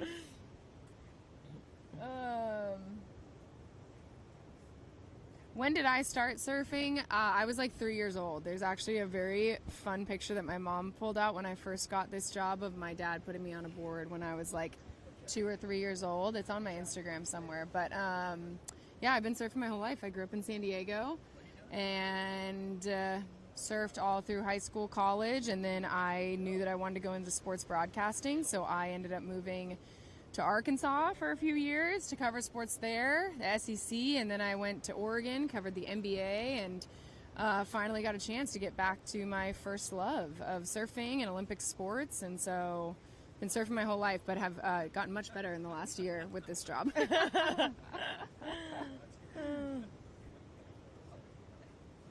Oh, Lisa Anderson. Oh, Lane Beachley. Yeah, OGs. God. OG ladies. And they're just such, like, wonderful women still, right? They still come around for, like, the women's dinner that we had, and Lane was at finals last. I mean, it's just so fun. Such... when is the best time to start surfing? Now. You're never too old. And if you want to see a really, really cool clip on social media, go to Brisa Hennessy's Instagram.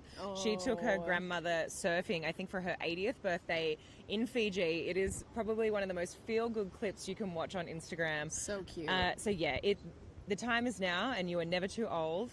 And yeah, if you've got a board, let's go. Let's go surfing, guys. Yeah. The person who's the best surfer is the one that's having the most fun.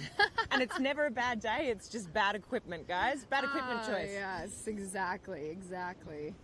We got into this convo a little bit earlier, but what do you think, Flicky, about the custom boards and like the spray on the boards, and how do you pick yours? Oh, I'm all for colour and anything more extra because obviously I love a bit of colour, I love a bit of pop. I actually think when I watch people, some sprays I feel like detract from surfing on a wave and some really give. So some people, at the moment I'm really vibing Jack Robinson's spray, his sort of signature spray that he's got going on his sharp eyes. I feel like that contrasts really well on the wave. It's just the right amount of colour on the rails, but not too much where it's just a big block colour. And sometimes, depends on what block colour you choose, but I feel like that block colour can sometimes look heavy. Although, when you're choosing block colours, let's just pretend we're not surfing in a competition. But if we're going for the hero cover shot, sure. I feel like on a really big wave, it's always nice to have that like contrasting pop of yellow or pink or a red because it contrasts against the blue. Get the cover shot. Yeah. But I think when you're surfing in a heat, and if we're talking about scoring, right, I think there's some sprays that really give and some that don't. Yeah. I have surfed the east coast of the U.S. I got to surf out in the Outer Banks last summer. That was a lot of fun. Shout out to the guys at the 17th Street Surf Shop out in, the Outer Banks of North Carolina. It was so much fun. There was a little hurricane swell. I found some little barrels. It was quite cute. Who has the most boards on tour? I don't know. Oh, wow. There's a lot. Tachi again on another wave. Yeah. She is absolutely shredding this morning. Yeah. Staying so active. That board's looking so good under her feet. I think she's the surfer that's caught the most waves this morning. Every time I look up, there's Tachi. She's again on another wave. Very active in the lineup. Definitely got surfers that go out and free surf, and some surfers just have that wave magnet ability, and the waves come to them, or they've got the lineup figured out. But she was in my pick at the beginning of the year before the tour started, and just reflecting on last year, she was sort of in that conversation for me for that final five. So yeah, as she should be. Yeah. My goodness. That's what's so fun about the beginning of the year is there's still so many possibilities. Mm-hmm. You know, I think everyone still sees all their dreams of being possible, and so it's just really fun to see them bring so much energy and all of that off-season work that they've been putting in. It's like it starts coming to fruition. I feel like Joanne was out there earlier today, too. Also, this is ladies' hour right Yeah, now. I think we're seriously. seeing more ladies out there surfing than what we are, guys. I mean, it's so awesome to see. And it's such a cool opportunity for all the young girls that are living around here or just coming here for this time of year to be able to go out and surf sunset with, you know, girls that they probably have posters on their walls or they're admiring. They want to be like them. They're aspiring to be on tour one day. So to get the opportunity to go out there and surf alongside people like Tachi and Joanne, and I know Riss was out there earlier. Yep. It's such a cool opportunity, but yeah, definitely seeing more ladies up at the moment. It's really good. Love to see it. And that's one of the things that has been so fun about the Rising Tides initiative that WSL does is they like give the women a chance to go out and surf with the CT women. And my goodness, it will never get old, the look on these girls' faces who are like, you know, in their 10, 11, 12 years old, whatever it is, who are just so excited to get a chance to see and talk with, you know, your Carissa Moores, your Betty Lou Sakura Johnsons, Lakey was there, Joanne, Tachi. I mean, there's so many of the women. It's a really fun era in women's surfing, and we are, I'm stoked to be a part of it, honestly. I'm honored to be a part of it. What Really else miss have we got? Joanne DeFay. Yeah, Joanne is going to be really fun to watch this year. Oh, I'm excited. I think so. She's looking really, really strong, like physically. I think looks like to me she's done even more. She obviously always loves training and fitness and training with her husband. But I mean, to me this year I was like, wow. I mean, you've done some work in your off season, mate. You're looking really good. Yep. Looking really fit, really strong. And when I think of Joanne, I think one of her strengths is her forehand carve. And obviously we're here at Sunset. It's a right-hander. And she's looked good this morning in the free surf too. Yeah, this free surf has been a lot of fun. So we've got a few minutes left on the live stream. We're going to bring in Kaipo because obviously we've had a great time chatting with you guys through this early morning here in Hawaii on President's Day.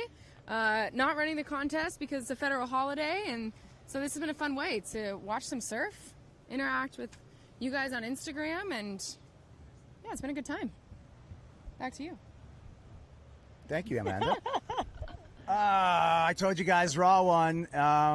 Just like freshly sliced sashimi, a shucked oyster, or steak tartare. Thank you for joining us. We've got about 4 more minutes. Get your last minute questions in. Thank you all for spending the day, this off day with us. Details going for the future. You want to, that was Katie. Hope that board's okay. 7:45 a.m. Hawaii time. We're going to make the call. Go to worldsurfleague.com. We're very likely to get going with the women's opening round. And Sparkles Shea? What? How do you know? She said, thanks, ladies. Oh, you always get, so really sweet. John Florence win the world title. He looks way better than anyone out there. Kind of, but one thing we know about surfing. On any given wave, any given break. Can't predict it. Can't script it. Sorry.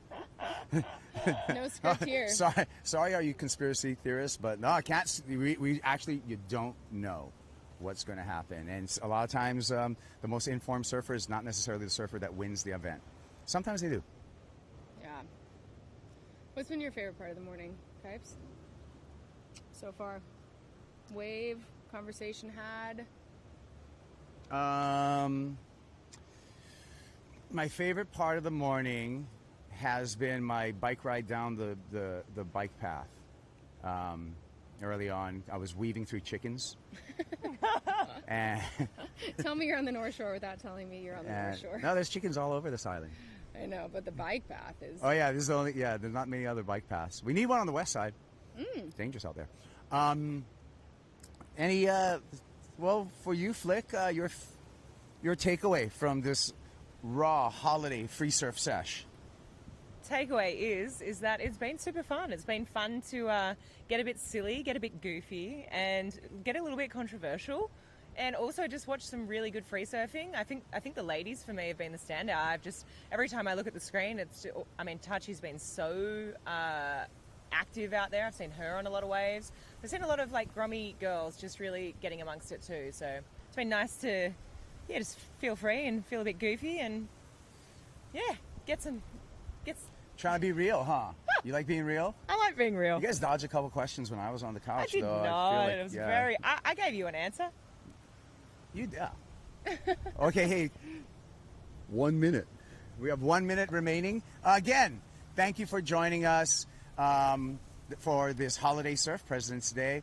And we look forward to continuing competition. We'll have the official call, 7:45 a.m.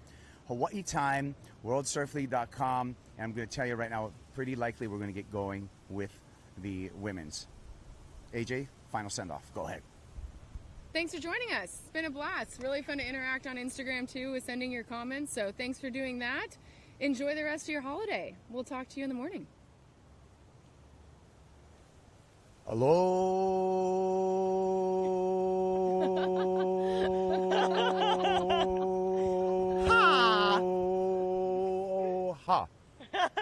Bye.